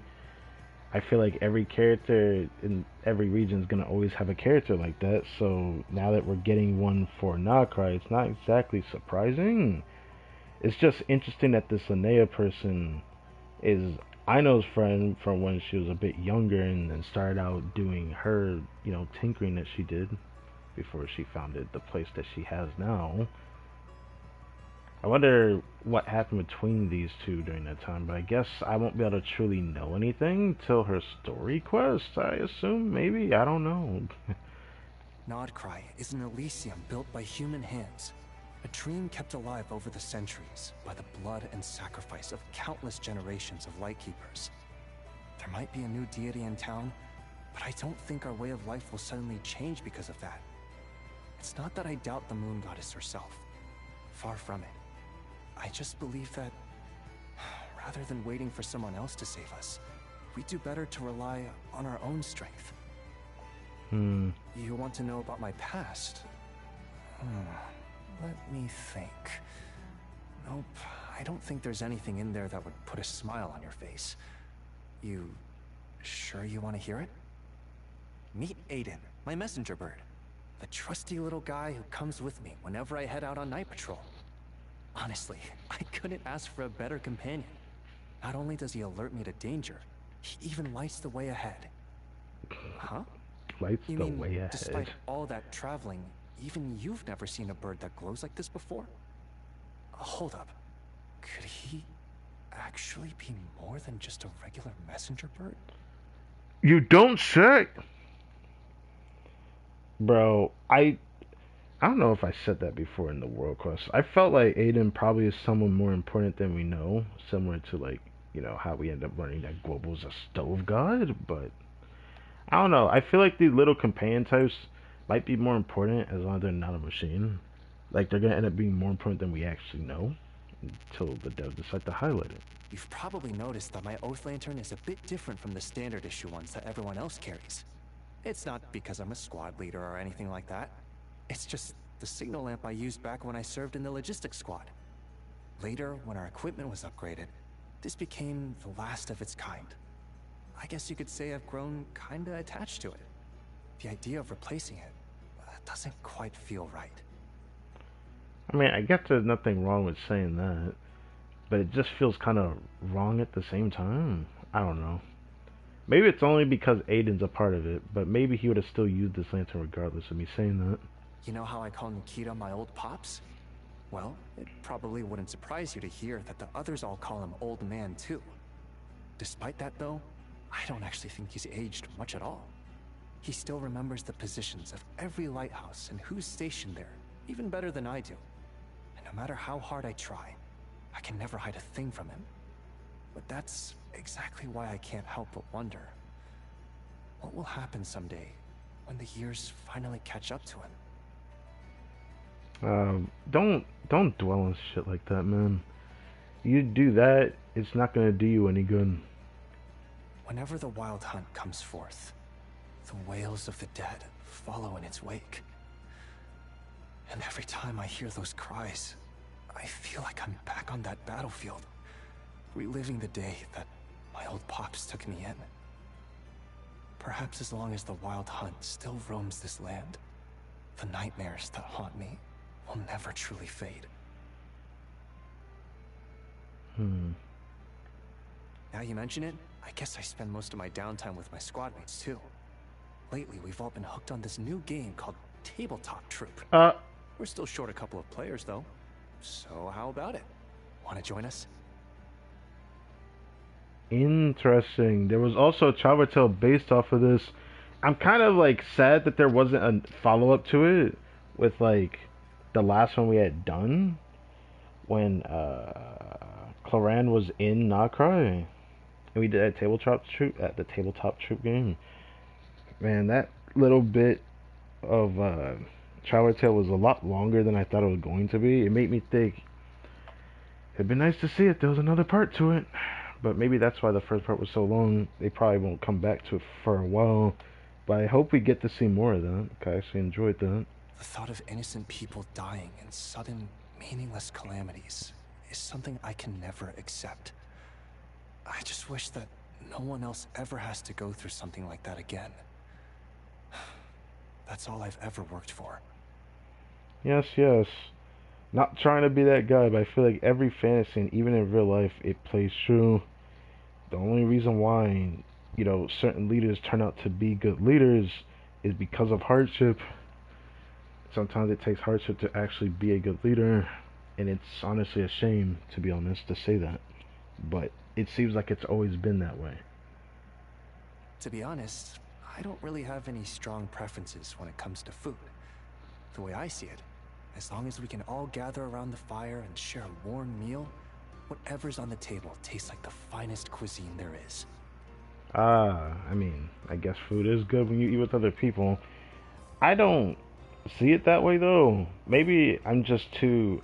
I can't say I'm narrow-minded. That's not really it. It's just more like I'm so open-minded that I just don't think about things like that as much. But then again, I haven't had that type of opportunity in a long time. As long as it's hot, I'm fine with just about anything. Cold food, though? Yeah, not so much. Imagine, you're out on night watch in the dead of winter, and you're handed a bowl of stone-cold gruel. Ugh, the mere thought of it makes me want to say something I really shouldn't. What the? Okay. Wow, now that's what I call flavor. Seriously, what's the secret ingredient? I want to learn how to make this myself. Not bad. Wait till my comrades get a taste of this. Oh, not bad. Now, what about how the? What about that? It sounded like he was in the midst of swallowing it and then wanted to throw it up, but then he said, "Yeah, let me say something first after spitting it out." Hey, I can teach you a few other dishes if you'd like. Happy birthday, squad mate. Forget about commissions and adventures. Days like this are reserved for close friends, full bellies, and catching up on sleep. I'll be standing watch, so you just focus on letting your hair down. And on the off chance we get gate crashers, I'll scare them off with my trusty lamp. Alright. That's his it for Itlo, huh? Honestly, if it wasn't for the Linnea voice line, I don't think I'd have been too interested in this, but I don't know, I don't hate Itlo as a character. He's alright. That's just how I feel about him. I love his design though. I'm not gonna sit here and say I dislike it. Design not the most outgoing, but like I like a design for a 4-star character, so yeah. Still got more from Itlo at the Serenity Pot, which I still haven't started on the Not Cry one. Maybe I'll start on it at some point. I just don't know. Depends on the next week and a half. So what I want to focus on. So arc, I've got stuff going on I need to focus on. So yeah. This patch is giving me more than I honestly could ever ask for. With the pulls that I got from this patch, I honestly didn't think I would get 2 5-star weapons. After getting Zibai and her weapon, very luckily, I can't be mad. I'm actually more grateful than I thought I would be, just because of the artifact arrangements helped me relinquish a weapon from a scout fan. I can just do that genuinely. And that's something I can't help but be very grateful for. But as for Zibai here, I don't know what to expect that she could talk about. I wonder if she'll talk about the 7 at all. My name is Zibai. I was once known to mortals as the White Horse Adeptus. But now that I have descended to the mortal plane, you may simply call me Zibai. Yeah. The whole world shares the bounty of the skies, the rain and clouds that grace the earth beneath. Yeah, I've heard this so many The moon times. was never meant to be a foreign realm. I never got to know why she said that, but I think she had lightly touched on it in the story quest event. So there's that. Mathematics is the foundation of all things. If you're interested, I can teach you some arithmetic. First, hold We've out heard both your this. hands. The funny part about this mathematics chat is that this was also something that was mentioned in the story quest event, but that one was just so terrible. It's so terrible, because I keep thinking about that poor merchant that got bullied by Paimon and Zibai's thinking that they thought they were right in negative percentages. The Adeptus arts are most miraculous, but unless one first cultivates the mind before cultivating these arts, all their feats will be like the moon's reflection on water, shattering at the slightest touch. I don't think I hear her say this voice line as often as the other two, even though these are just idle chat things. The moon is barely visible. Yeah, I've never heard that one. Hark! The thunderous wrath of heaven! What? Hark! Hark! I never thought I'd hear someone say that in this game. Hark! Hark? Hark! The thunderous wrath of heaven! At least it's not as cold as on the moon. That's kind of unfortunate. Journeying through the desert is as arduous as one might imagine. Arduous, huh? Good morning. Did you sleep well last night? Good morning. Why did you say good morning like that? It kind of sounded a little seductive, didn't it? Good morning. It sounded... okay. The sun is now at its peak. If you are tired, you should take a rest. The moon creeps silently into the sky, until all of a sudden, we notice it shining down from the heavens. Are you trying to stay up longer than the moon? You should go to sleep now. Good night. Alright. After I severed my 3 deadly cells, my third self wandered the mortal realm and experienced many things. The most well-known of these are recorded in the book Moonlit Bamboo Forest, which recounts my nighttime wanderings. Perhaps I should visit the bamboo forest for myself when I have the time. Honestly, every time I think about the Moonlit Bamboo Forest, I always loved the fact that there was a fan animation that told the story of it. And the person that drew Zibai, in the way that she was described as, was almost close to the original that the devs gave as a playable character. I honestly was impressed how good that video was. I always thought that was an official one, but it was a fan-made one. I still find that interesting. It was so well made. But, yeah. When I lived alone, I would often resort to mathematics to pass the time, devising and solving arithmetic puzzles. If you are interested, I can take you through some of the more amusing ones. I feel like there's someone who would probably prefer these puzzles more than me. You know, I can imagine a certain adeptus that would. When the people of Liyue write poems about homesickness, they often express their feelings by waxing lyrical about the moon. This makes abundant sense, as no matter how far apart we may be, everyone in the world shares the same moonlight. And yet, to truly appreciate the experience of gazing at the moon, surely the traveler would prefer to return home and share it with their friends and family. For as the saying goes, the moon always shines brightest back home. This is all nice that she said. The only thing that bugs me though is like the world all shared the same moonlight. I mean, you're not wrong, but I just like when she had mentioned it, I immediately thought time zones. Maybe it's not like a Teyvat thing. Maybe I'm just over analyzing it. But like, I always wonder, would there be technically time zones in Teyvat? Technically, they would not hold true, because if it's nighttime and you teleport somewhere else, it's also nighttime there. So it's safe to say it's nighttime everywhere in Teyvat at the same time. But I guess it's one way to look at it, right?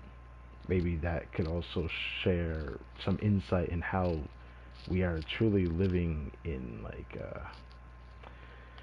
a bubble, so to speak, on the world itself. The firmament, the sky. Yeah.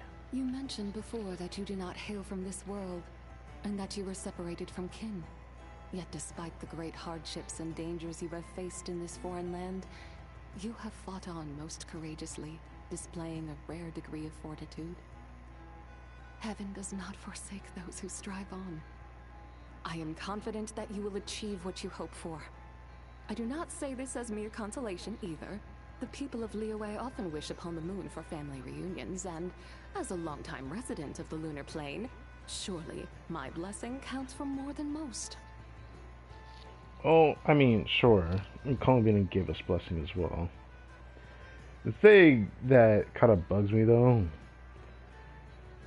I always, every now and then I think about the fact that the traveler finds out how long the spaceship was on the moon for.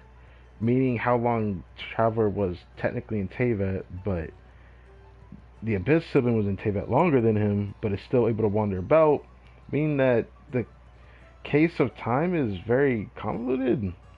Or the fact that we could say that Traveler's immortal. I don't know. But I find that very interesting.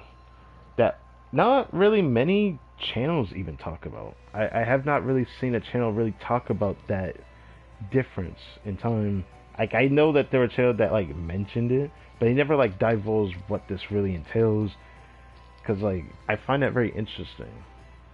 Like, the fact that the ship has been in Teyvat for a very long time, and it's went past Teyvat several times, and then crashed on the moon. Well, not crashed on the moon. Someone moved it to the moon, but it was in Teyvat for a long time. A time frame that the travelers should have probably at least existed in, or in this case, been already out and about.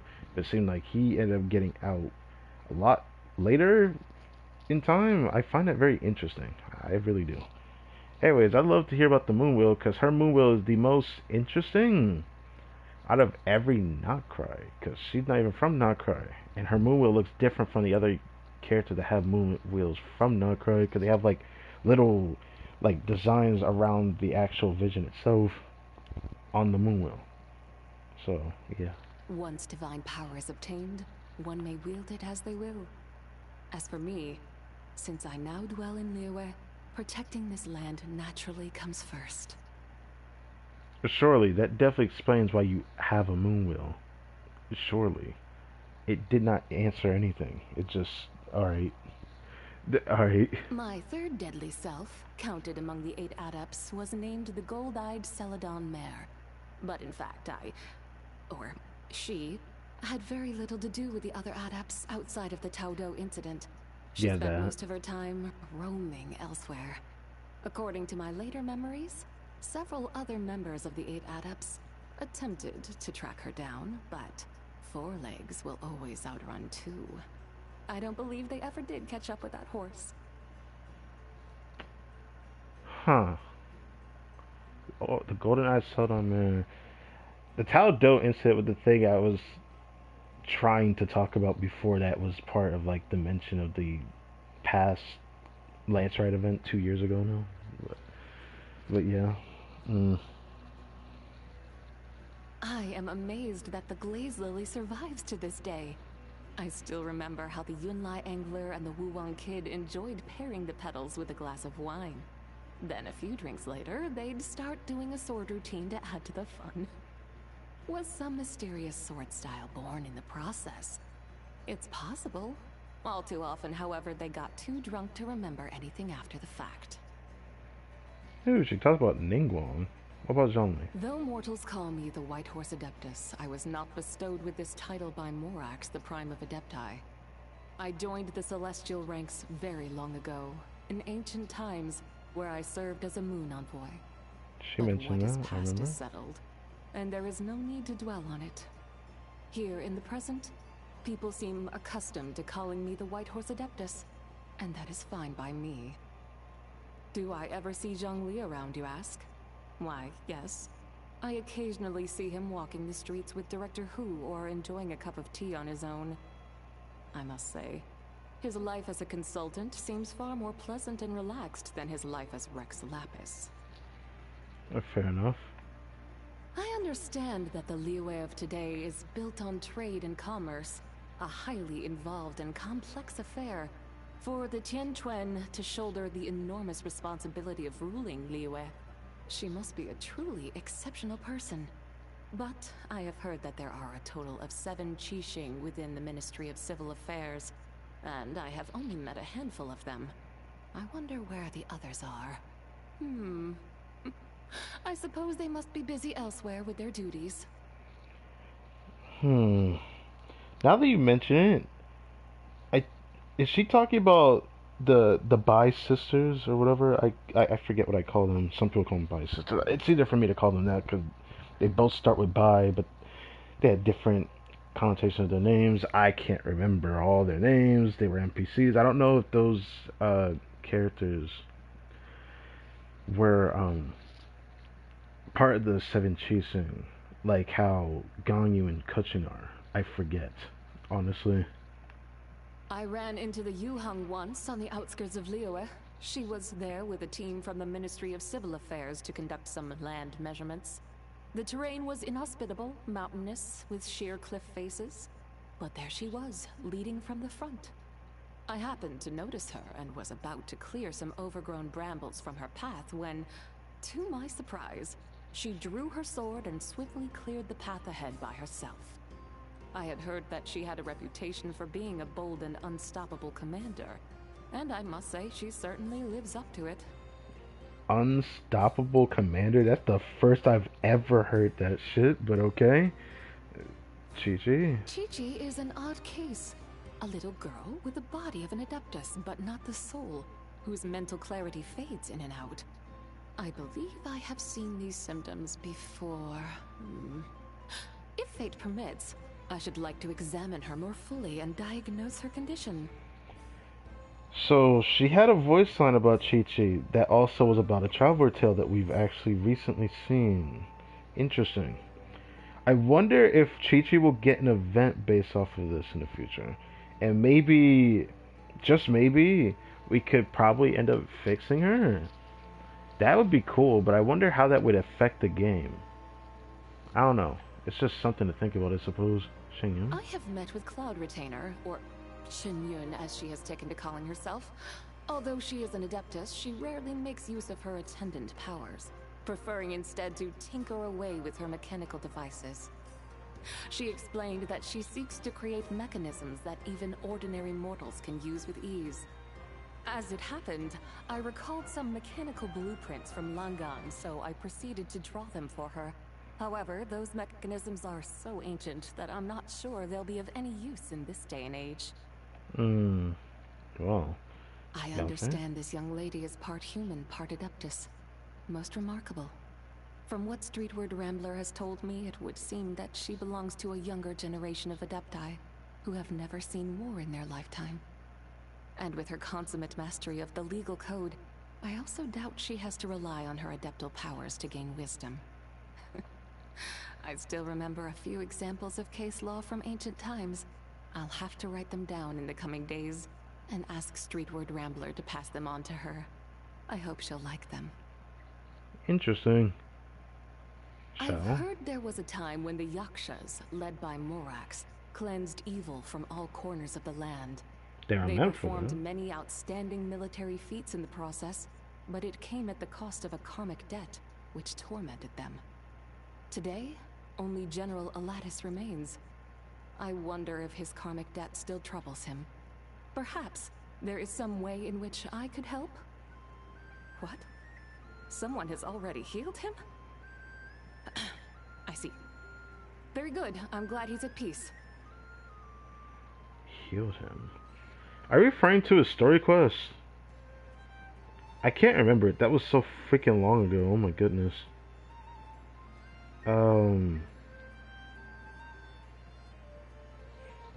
Who healed him exactly? I forget.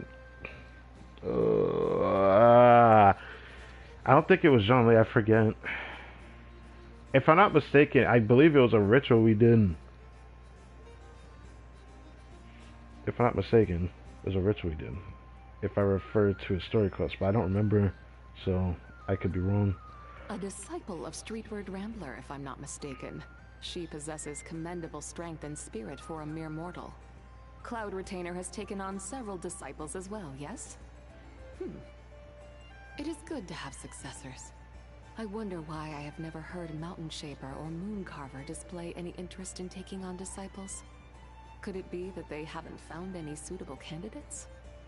Or perhaps they're too busy trotting off to enjoy themselves to think about such matters.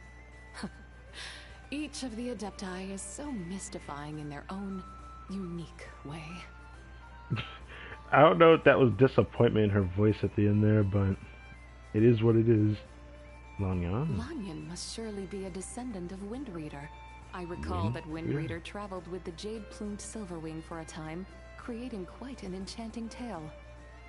I'm sure both of them would be delighted to know how very wise and capable their latter-day descendants have turned out. I am well apprised of Director Hu's heroic act, facing death alone to protect the lives of others. Her courage and determination make her a worthy successor to the Wuwang Kid's legacy. It is most fortunate indeed that, thanks to your help, Director Hu did not end up like the lone butterfly of the Crimson Flame. Never mind that. No sense dwelling on what is past and gone. Yes, the Taodo incident, I'm just gonna call it that. Talking about the past of Taodo and all that, because, yeah, I forgot the guy's name of that, but with the whole 8 gates event that they had. But at least we had a similar effect with the Story Quest event from that Lance Ride 2 years ago. And I enjoyed that one a lot more than I thought I was going to, because I thought it was very interesting that they had... It's not the first time we had a highlight of Hu Tao on the front page, though. But it was an event that really did focus her, and I really, really, really liked it. It's one of those events that I wish stayed permanent, because it felt more impactful than Hu Tao's actual story quest, which is crazy. Moon Sisters, what the fuck? This has to be the longest in the game. This has to be the longest text in the entire game for a voice line. Even have the scroll here. I haven't seen this in a long time. Anyways. The three Moon Sisters. Well, I understand that they had a very close relationship. When one of them did not feel like being on duty, she would beg another to take her place, then make it up to her later with gifts of makeup and jewelry.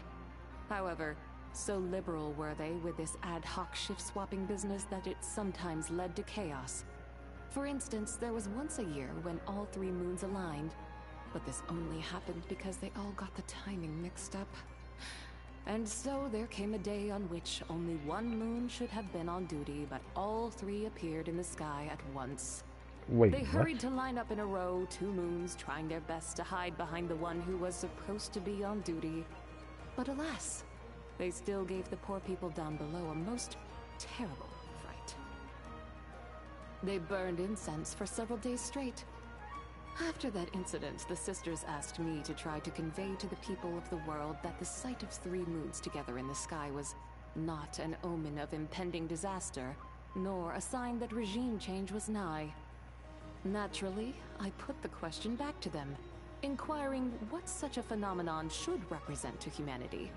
They hemmed and hawed for a while before finally saying, It means a festival is coming, and everyone should eat full moon cakes and stuff. Huh. It's probably why we end up having that moon... I wouldn't say Moon Chase Festival, that's leeway, but... Makes me think about the Archon Quest with the event that we had in that story. With its own little festival. But, that's interesting. It almost feels like there was only meant to be one moon in the sky from this story that she's giving us. So, if that's true, I wonder why this happened. Why did it have to lead to this? So, the story that there was three moons in the sky supposedly was not even supposed to happen. The Liyue of today is a vastly different place from the land I once knew. Even the name Liyue did not exist back then. Many moons have passed and many tides have turned since that age, and everything I remember is now long gone. Poets like to say that time flies like a white steed. And curiously enough, my third deadly self was known as the White Horse Adeptus. Perhaps this is karma at work. You'd like to hear more about my past? Very well. One more person knowing the truth can only be a good thing. Long ago, I descended from the heavens to Langan to act as an envoy, guiding the people of that nation towards a peaceful future. The people of Langan called me the god of soil and grain, believing that I blessed their nation with favorable weather and bountiful harvests. I indeed had some influence over the weather, but the bountiful harvests were entirely due to the hard work of the nation's people. How did I guide Langan? Not with any grandeur or majesty, that's for sure. Save for a few interventions to divine the future, ward off evil, and prevent disasters, I spent the majority of my time as a teacher. I taught children how to read and write, do arithmetic, and play music. In my spare time, I compiled and edited texts on matters of etiquette, music, and the like. Everything she just talked about, they could have like ripped that out from the Story Quest event, because she like talked about all of this before already. In my view, the most important thing to focus on when guiding a nation into the future is the education of the heart. A people without virtue cannot build a nation that endures, however abundant their material wealth may be. Consider those from Liyue who climb the mountains in search of the Adepti, motivated only by selfish gain. Even if they are lucky enough to obtain Adeptal treasures, those treasures will ultimately be their undoing if their intentions are impure. Now, of course, while cultivating virtue in one's heart, one must also sharpen the blade in one's hand. As the saying goes, one ought to hope for the best, but prepare for the worst. Interesting. I have always been an avid reader. Nowadays, books are the only place where I can find the home and friends that I once knew. As ever, I annotate the text whenever I find factual errors. Recently, someone noticed my annotations and spent several days tracking me down to request that I teach history at his school.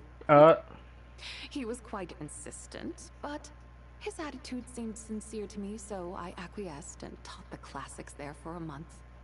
The sight of those students, eager to gain knowledge, took me right back to when I taught at the school in Longan.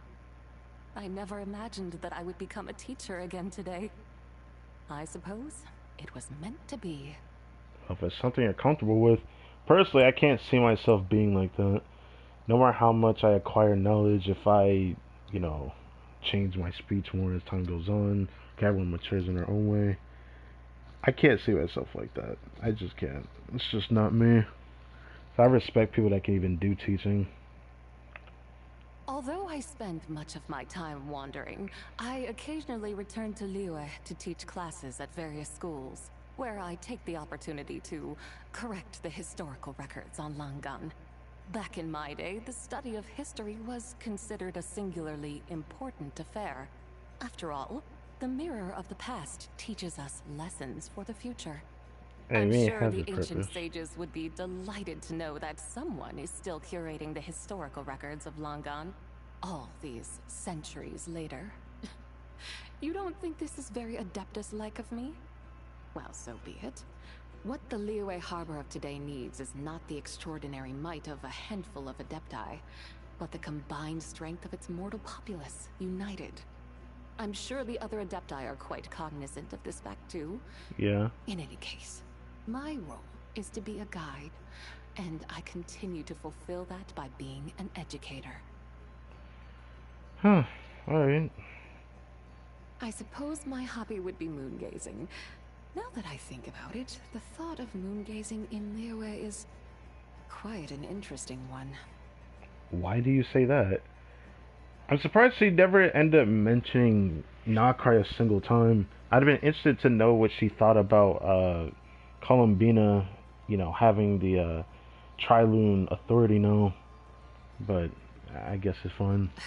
The idioms used in literature of this day and age are most idiosyncratic. I fail to understand most of them, and trying to trace their origins is a very laborious endeavor. I suppose it will take me some time to get acquainted with a modern parlance. So she could play about the way words are used in literature. I get that is always a thing. It's not like, at least it's not like brain rot or something. But I didn't think I'd read idiosyncratic in this game. Not really a word that gets thrown around, but I guess certain beings definitely start throwing this word, big words around. It's very interesting because I haven't heard these words in a long time. Sometimes I even vaguely forget what these mean. But yeah. Have you ever tried a full moon cake? I used to share them with friends while moon gazing, but now I can't seem to find them anywhere. It's quite a pity. Ugh, raw meat is quite simply... I just think meat should be cooked through prior to consumption. I have questions. Why would you eat raw meat?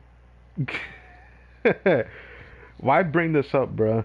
You know what makes this worse? I had, I don't remember exactly where it's at 'cause I haven't seen it in a while, but the other day, I had a video recommended to me about a VTuber telling their chat that there was a time where she had eaten raw meat, and she didn't know you could get salmonella from raw meat. It was from raw chicken that they were eating, and I was like, why would you eat raw meat? I never actually watched the clip, but yeah, it was in my feed the other day, like last week even.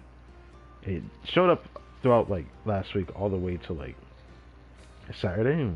I forgot how long it showed up, but it showed up like most of last week, and I was like, what the heck is this? Had I been able to sample such fine delicacies during my lunar exile, perhaps I would have stayed a little longer. But I just...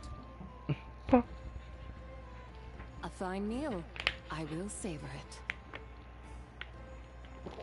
This dish tastes rather peculiar. Innovative, even. Just say it tastes like ass. You don't have to do all that. Today is your birthday. Then we must celebrate. I recall that it is customary for the elderly to eat longevity noodles. And while you appear youthful, I suspect that if we were to count the years since your birth, you would, in fact, be older than most people in Liyue Harbor. In that sense, preparing a bowl of longevity noodles for you would not be an inappropriate gesture. Really? Okay.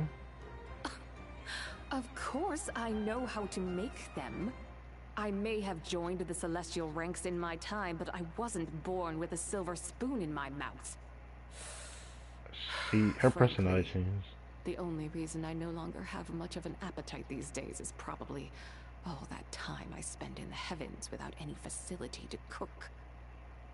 But I digress. Eating is the second most important affair in the world, so we must ensure that you enjoy a good bowl of longevity noodles before the day is through. That's interesting. But it's funny how she ended up mentioning that despite you being youthful, you're older than most people in Liyue.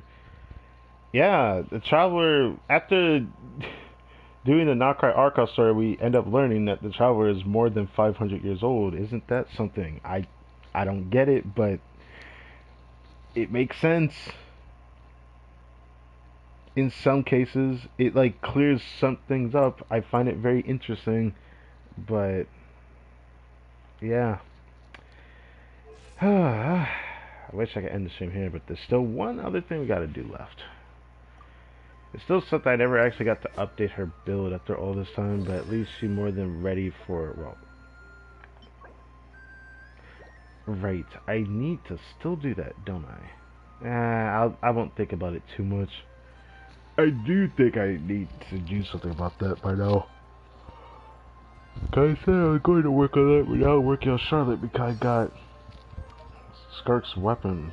If that didn't happen, I probably would have changed things up. But now that I've done this, there's so many things I want to do now. Like, I want to actually crown this now, which I haven't bothered to try to crown it because I just haven't been farming talents. Maybe I'll do that next patch. I just think it's better to do all that stuff next patch. I always get another chance to do this stuff just because now there's more chances to do limited time stuff. It's still not permanent though, so I'm still going to complain about it, but the first week of each banner is always going to be like completely available for the whole week, so it gives us a lot of time to do the things we need to do, which is kind of nice. I want to keep focusing on farming artifacts until the end of this patch. When I eventually move to PC, I was thinking about getting rid of every single artifact I have in my inventory for the 5 stars, just to start anew in a way, if that would make sense. But yeah, I don't know. I'm looking at Raiden Shogun. There is always a time that I come back over here, but nothing else is said over here by this person. Sometimes I always wish that there was something else he mentions, but I guess it's only for Archons that he's interested in. But I always wonder what Nuvelet would say if we mentioned the Trilune Authority and all that. I guess it's at an age much older than Nuvelet, but I can't help but wonder what he would think. I don't know.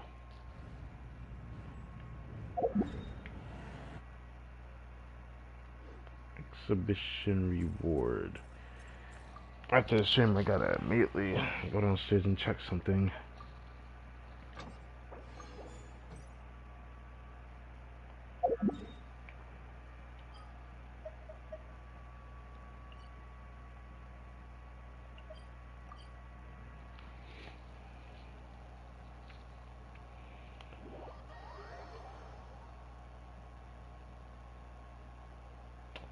I think they're both on the inside. I think.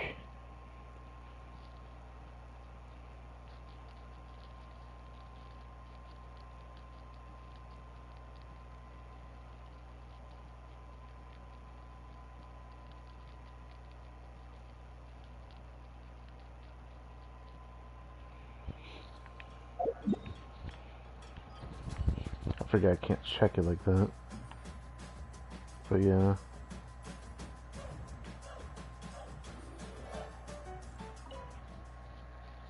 Do do do do do do do do do do do do do do do do do do do.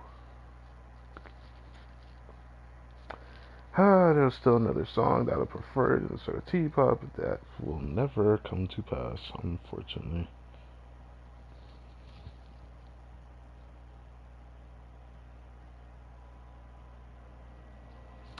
I kept during in here. I did that. Where the heck is Eloy though? I don't remember where I would have. Oh. Well, fair enough. So, this your secret base? Pretty spacious here, but I get a sense of comfort too, somehow. Suppose it's because I don't sense any danger here.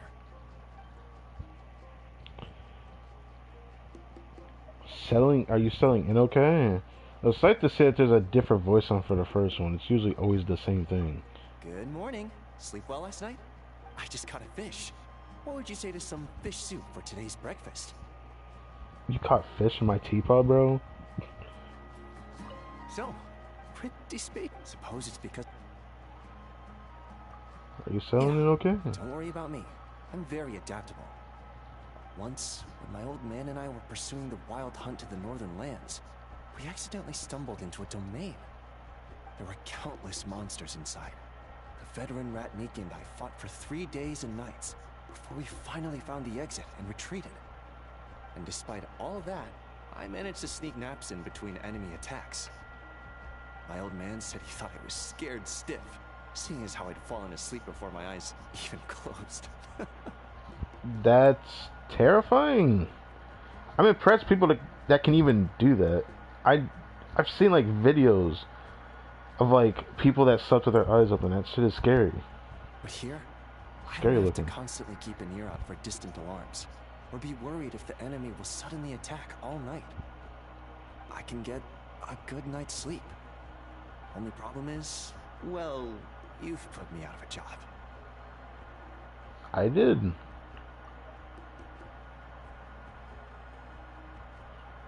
Oh. Okay, then you get to you get the rest you deserve. Don't even think about work while you're here. Easy for you to say, but now that I can suddenly just relax, I feel strangely empty inside. Ambition driven. I mean, that's what it is. I think most people that feel empty inside is probably similar to like people that want to have that revenge arc, you know?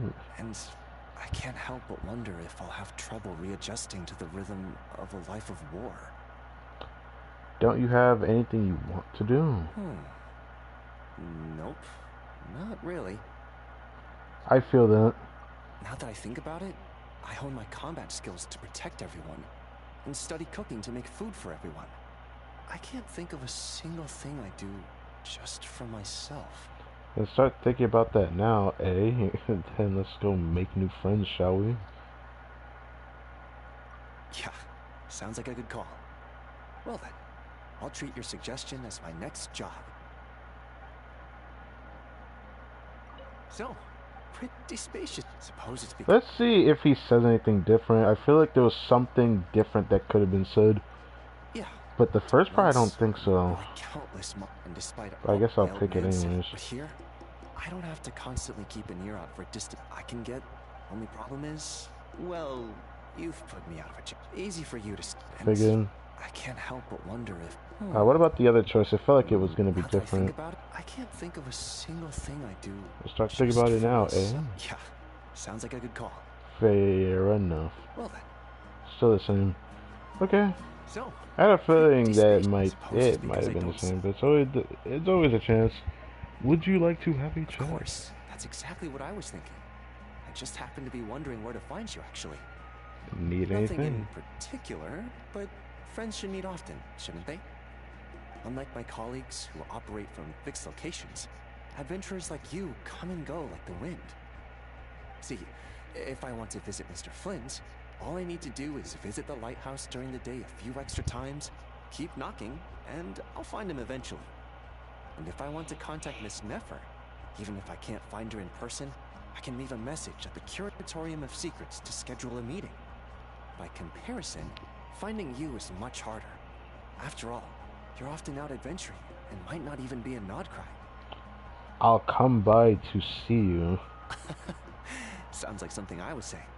Never thought I'd be on the receiving end. Thanks.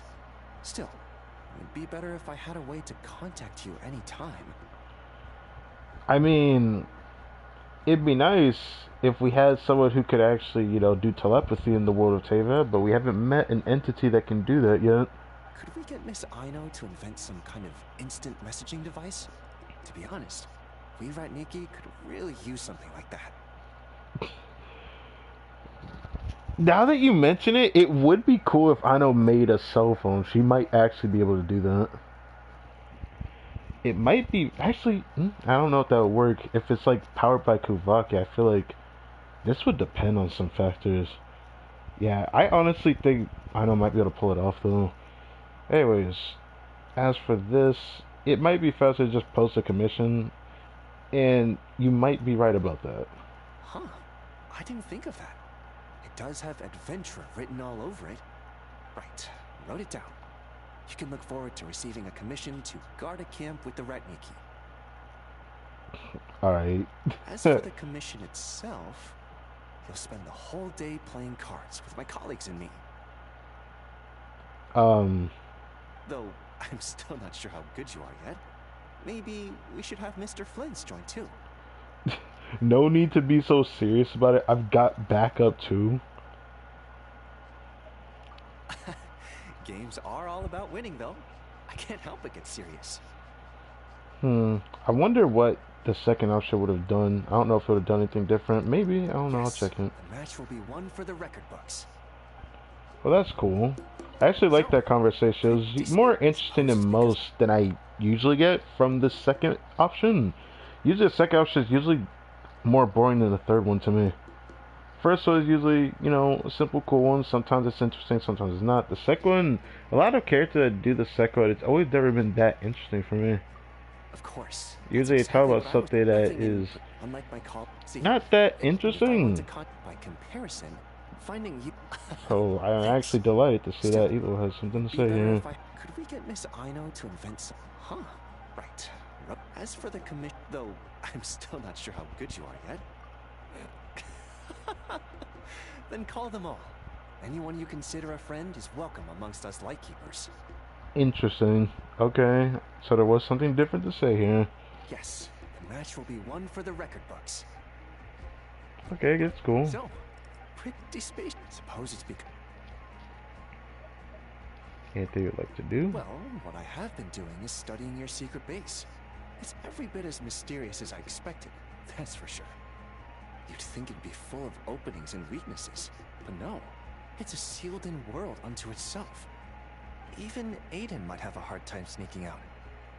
But then again, if monsters were to get into this teapot and bar the entrance, wouldn't that put those inside in danger? Monsters can't get in though, can they? I don't know about that, Traveler. After the most recent story quest event with the special device that Alice made, if corruption can affect that, I would assume the Son of Teapot can be affected too. I'd assume that monster could probably get into here, but I feel like it would need something very specific to get in here. So I'd say it wouldn't be easy, but I wouldn't say it's impossible. Monsters can't get in, though, can they? I won't let any monsters in. And I trust you, of course. But you can't possibly anticipate everything. Maybe monsters could take the form of someone you know, then sneak in when you're not paying attention. I like how he mentioned that like we did the world quest, bro. Like, yeah, I know that there was a guy that can shapeshift, but he ain't gonna waltz into a teapot that I happen to whip out and go inside. Come on now. If something isn't 100% impossible, then there's a possibility it'll happen, right? Oh my god, let's not get philosophical with that. There's no point in being that analytical. And as they say, nothing's ever 100% impossible. That will always be debatable, man. Like, you could say that nothing's 100% impossible, but can you fly? You could say, what type of term are we going to go for when it comes to flying? You yourself as an organic being, or are you talking about as a form of transport? It could end up just being a plane or something that's created through machine. Then you could actually fly, right? I mean, we could really get analytical with it, but I just think it's pointless to say these things, because, like, I wouldn't go so far to say never 100% impossible. I wouldn't go that far. I feel like most things are possible. Like, for example, I guess there's one I can say. There was something I came across on YouTube, like, a month or so ago, where China found a cure for diabetes, which was very intriguing. I was very intrigued by it. I always knew that diseases will always have a chance to be curable, even ones that are hard to find a cure for, because to create a cure, it takes the disease itself. To catch a disease, there's always going to be a cure for it. Basically, what I'm trying to say, you just never actually found it yet. It's like other things that is very similar to it. It's like where there's rules, there's rule breakers.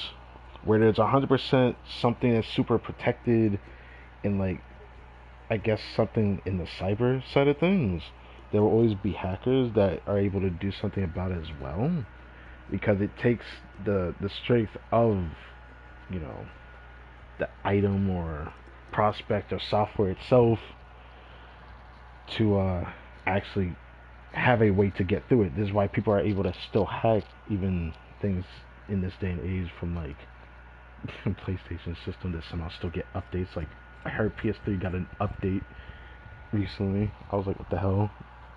And people be saying, yeah, don't do the update if you want to do the thing, right?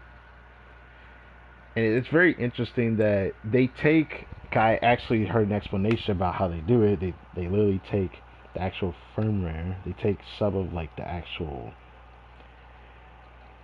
software itself from that update that originally at one point wasn't able to be, you know, brought around, because like sometimes people wouldn't be able to find a way to bypass it through that update, but they would be able to find a way to get through it eventually by using of course various tools that they would have. Kind of like how I would expect diseases to be, you know, brought into light, because I guess that's just how things are. I've noticed that for like the longest time, that they take diseases. This is how they made vaccines. That's all. They just reuse the disease and dilute the hell out of it, so that people could take it over small increments till your body grows strong enough to fight against it. So, yeah. Anyways, what do you think, Eatlaw? Well, I'd say that prevention beats a cure. After all, the latter might come too late. You are 100% correct. However, this is like the chicken before the egg situation. Sometimes prevention's not enough. Sometimes you need the cure to actually prevent something. As such, I'm planning to build a barbican around the entrance here first. That way, even if an enemy does manage to sneak in, they will instantly realize they've fallen into my trap. Will they? Next, I can build several defensive towers around said barbican. Taking blind spots into account, 8 watchtowers should do the trick. If we make full use of the materials, we could build a fortress that rivals the walls of Pyramida. Just leave it to me. It's good that you have things you want to do too. You really thought this through. Oh, right. That reminds me. We need to build a granary and stock it with half a year's worth of provisions for everyone. What the? Dad said that when it comes to war, most are about which side can hold out longer.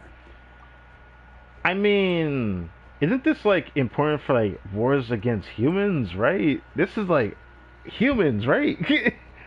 Cause like when you say war, I'm thinking about the fact that y'all are fighting the Wild Hunt. I don't think they need food to sustain themselves, do they? No way can we lose because of something like that. Alright. Alright. I guess we're not going to question it then. So, this You know what? I'm suppose it's slightly because- curious. Let's see it again. Well, what I have been doing is studying your secret base. Let's You'd see if he think has that anything if else to say. Even 8, but then wouldn't that put those inside in danger? Monster can't get in though, can they? Probably. But that isn't a guarantee they won't attack, is it? Okay, They I could, guess it's for the example, same, isn't it? Take the form of if something is. And as Okay, they it's say, the same. nothing's. Well, as such. That way. Next, if we make full use of the materials, we could build a fortress that. Oh, right. That reminds me. Dad said. Okay, that, I guess everything's the same.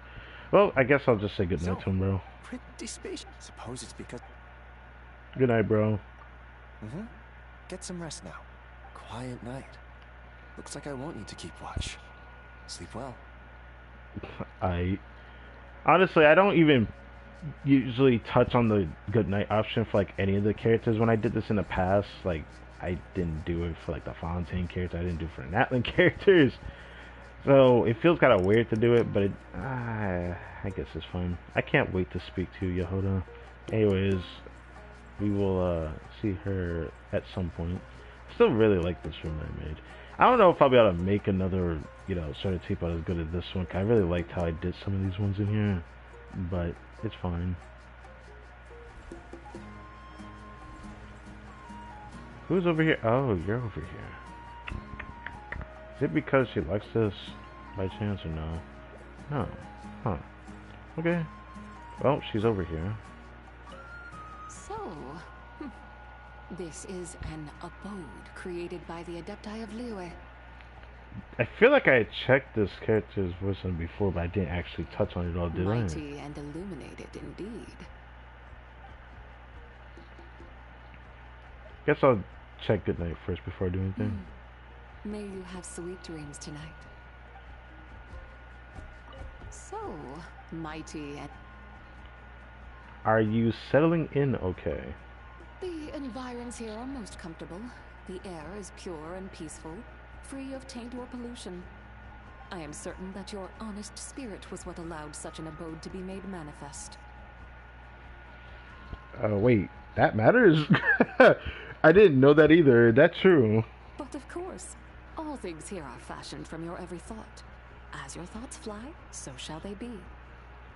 Couldn't we use this as a mood detector then? I didn't think we would say it like that. Indeed, you are most discerning. That assessment is correct.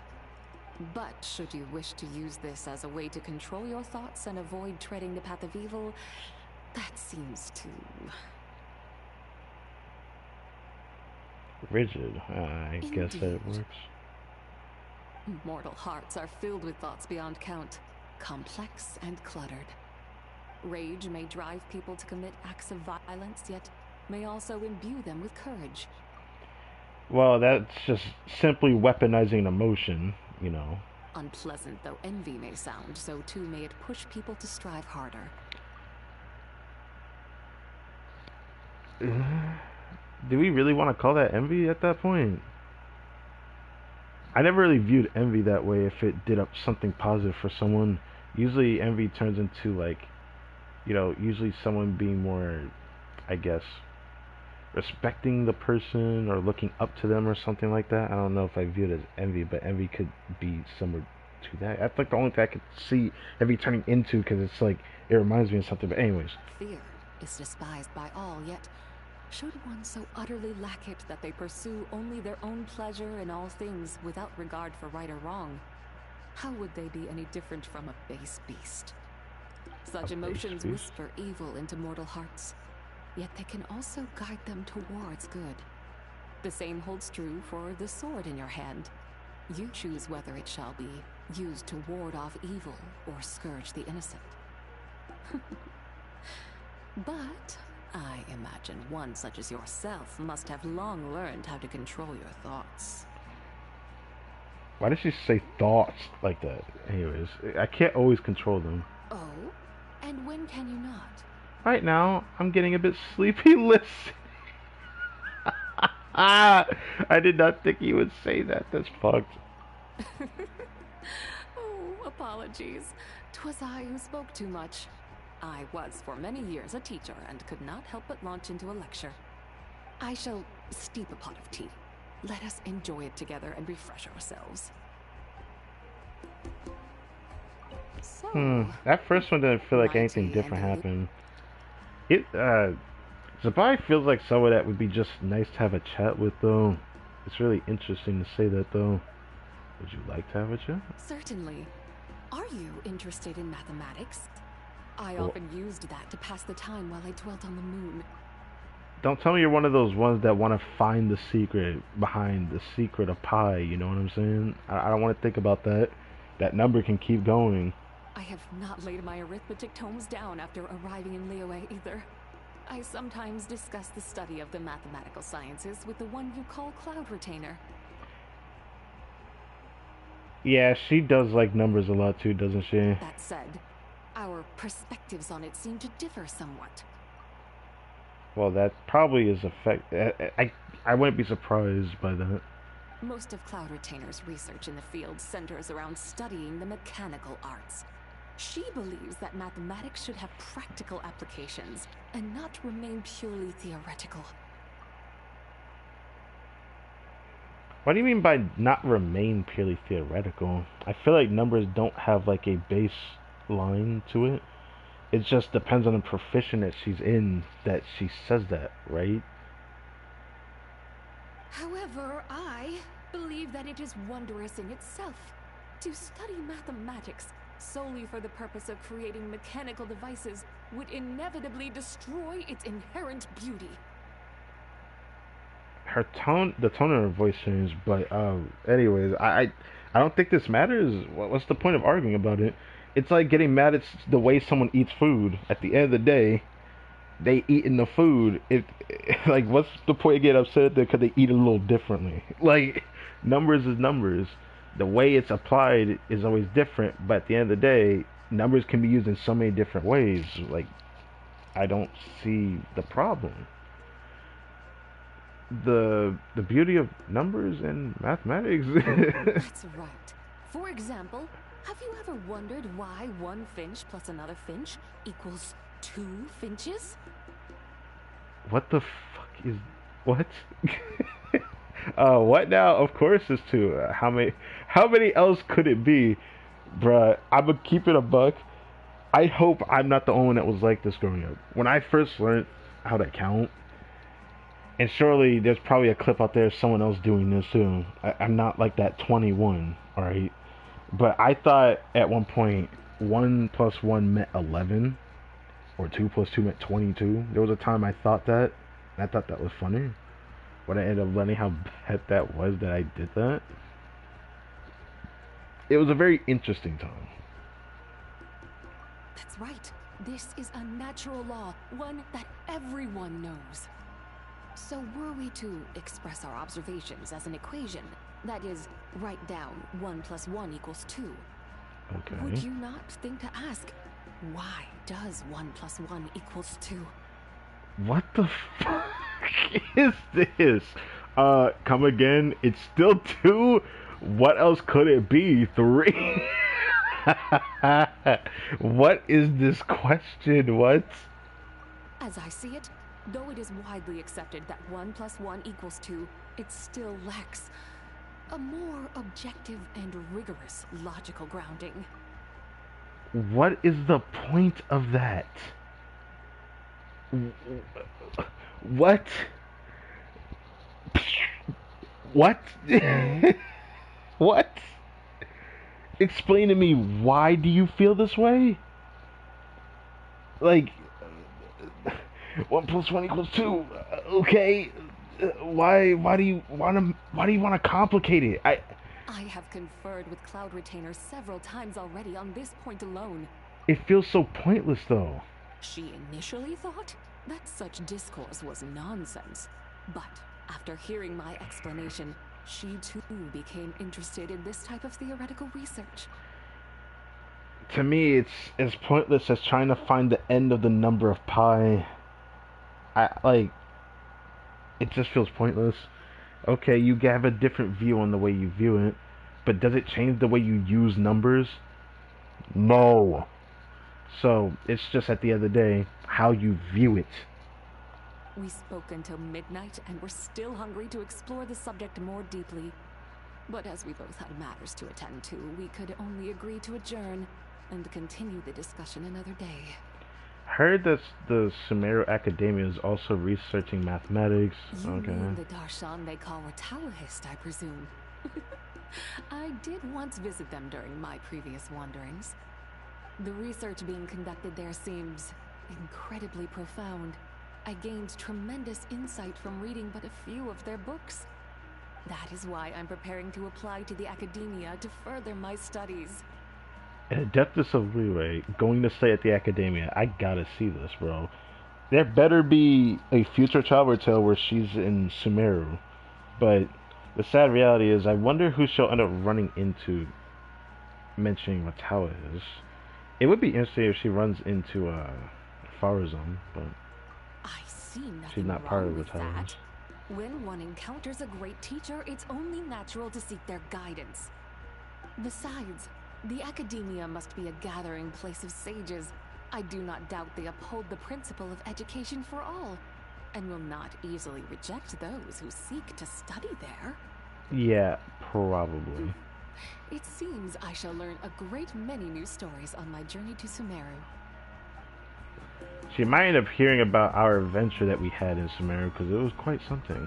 But, So, yeah. mighty. It didn't feel like there was any reason to read that. I guess we can just go into the last one then. Anything you'd like to do?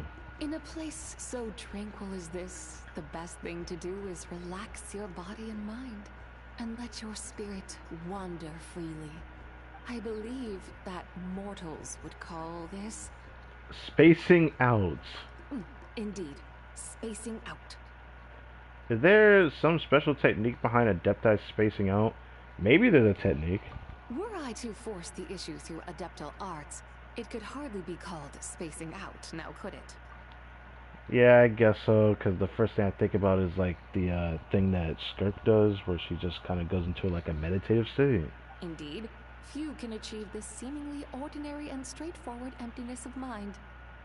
Most will find that though they close their eyes, hold their breath, and force themselves to relax, their thoughts still boil and churn, playing out countless fantasies. Yeah, I'm one of those people. Unfortunately, I overthink, which means I think about a lot of things I either haven't done yet, or things I need to do, or things I want to do, or things I'm interested in doing, and things that I think about maybe that happens tomorrow, the day after, the next week, next month. Thoughts come to my mind for different seasons and anime, games. I wouldn't say movies and the like, but usually YouTube, since I watch a lot of YouTube. And they then open their eyes to greater exhaustion than before they closed them. Okay, I don't get to that point. I have gotten to that point one time when reading a book, though, because, you know,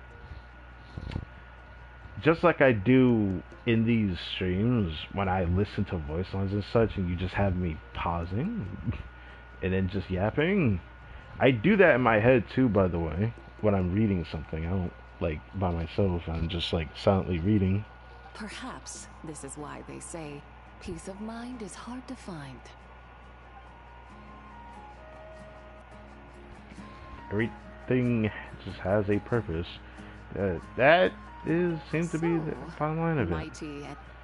She didn't actually have anything I could go back on and think that maybe something different would happen if I talked to her. Only I had like one different thing though.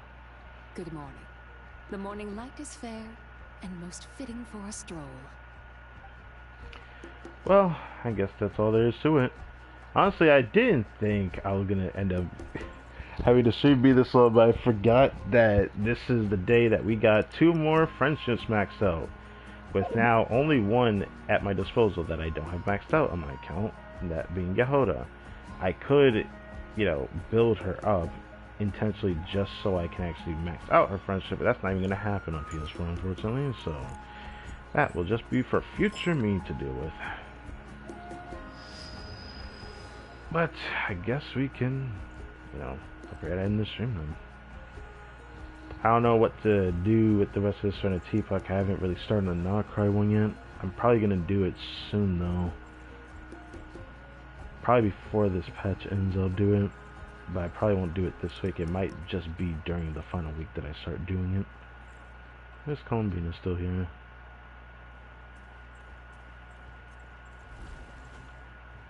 Still haven't changed this room though. Yeah. Anything else I had changed? I still really liked how I customized this Sona Tipo. I really find this more homey than like every other one I've done, because I tried a bit harder on actually customizing it on like areas that I usually don't, like these corners. I always felt like these corners felt like they lacked a lot of interesting things going on, so it felt like if I didn't like put something in these corners it was just gonna bother me instead of just putting stuff on the wall. That's why these areas look this unique looking at the other day. I wanted this place to feel as homey as possible. I don't know if I can do that in Nocry one, but it is very nice to have this. I just don't know what purpose would be to have this type of table looking like this, but it's fine. I do like this sort of teapot a lot though. I could start working on like the Nocry ones that I could put in these specific rooms as an example, but I might still try to do a new one instead of doing that. I just kind of want to do that. Maybe my thoughts may change and I might come back to this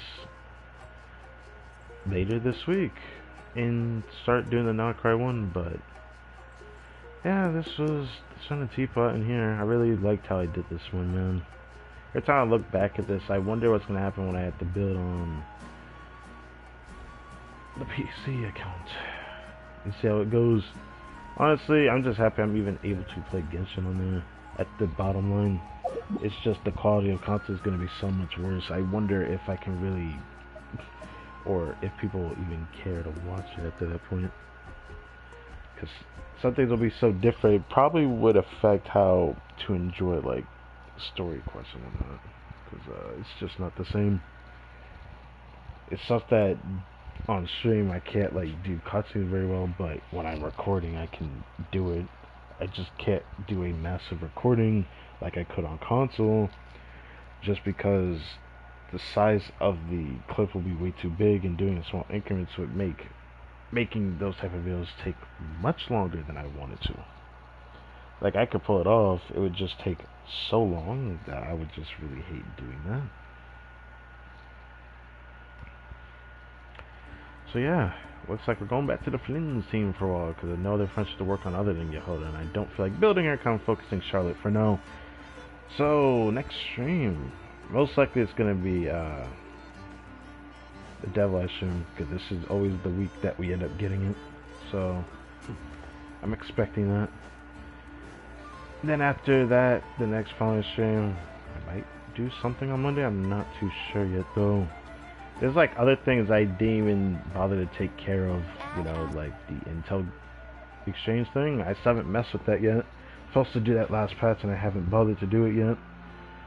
Every time I think about it, I'm like, I want to do it, but I don't. But I really feel like I should. I haven't bothered doing it. Said I'd do it before I max out Yehoda's friendship, but I don't know if I would do it. And then over here, these aren't available yet, looks like.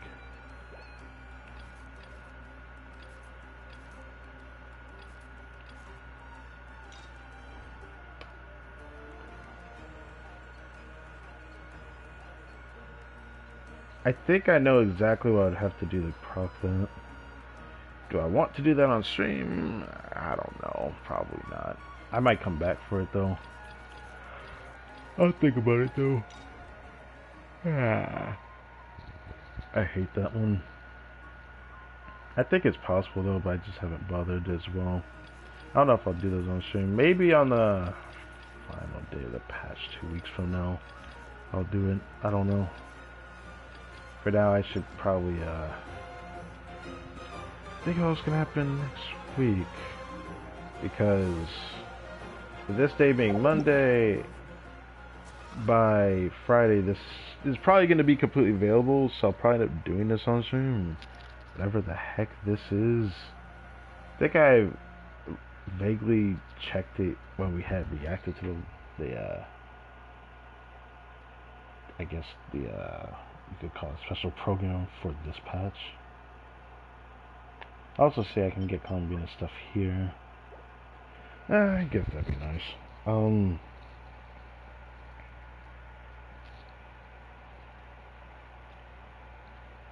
Yeah, I can't think of anything else.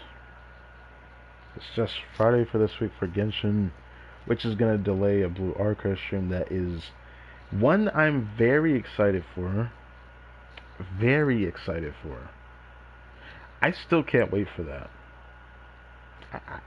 I can't wait for that. That's gonna be exciting. But I digress. Also, the anime called Chain Soldier is finishing tomorrow, so our season 2 event. I've been rewatching season 1 mostly. I'm almost done with it. So that's been, you know, kind of what I've been doing at the moment.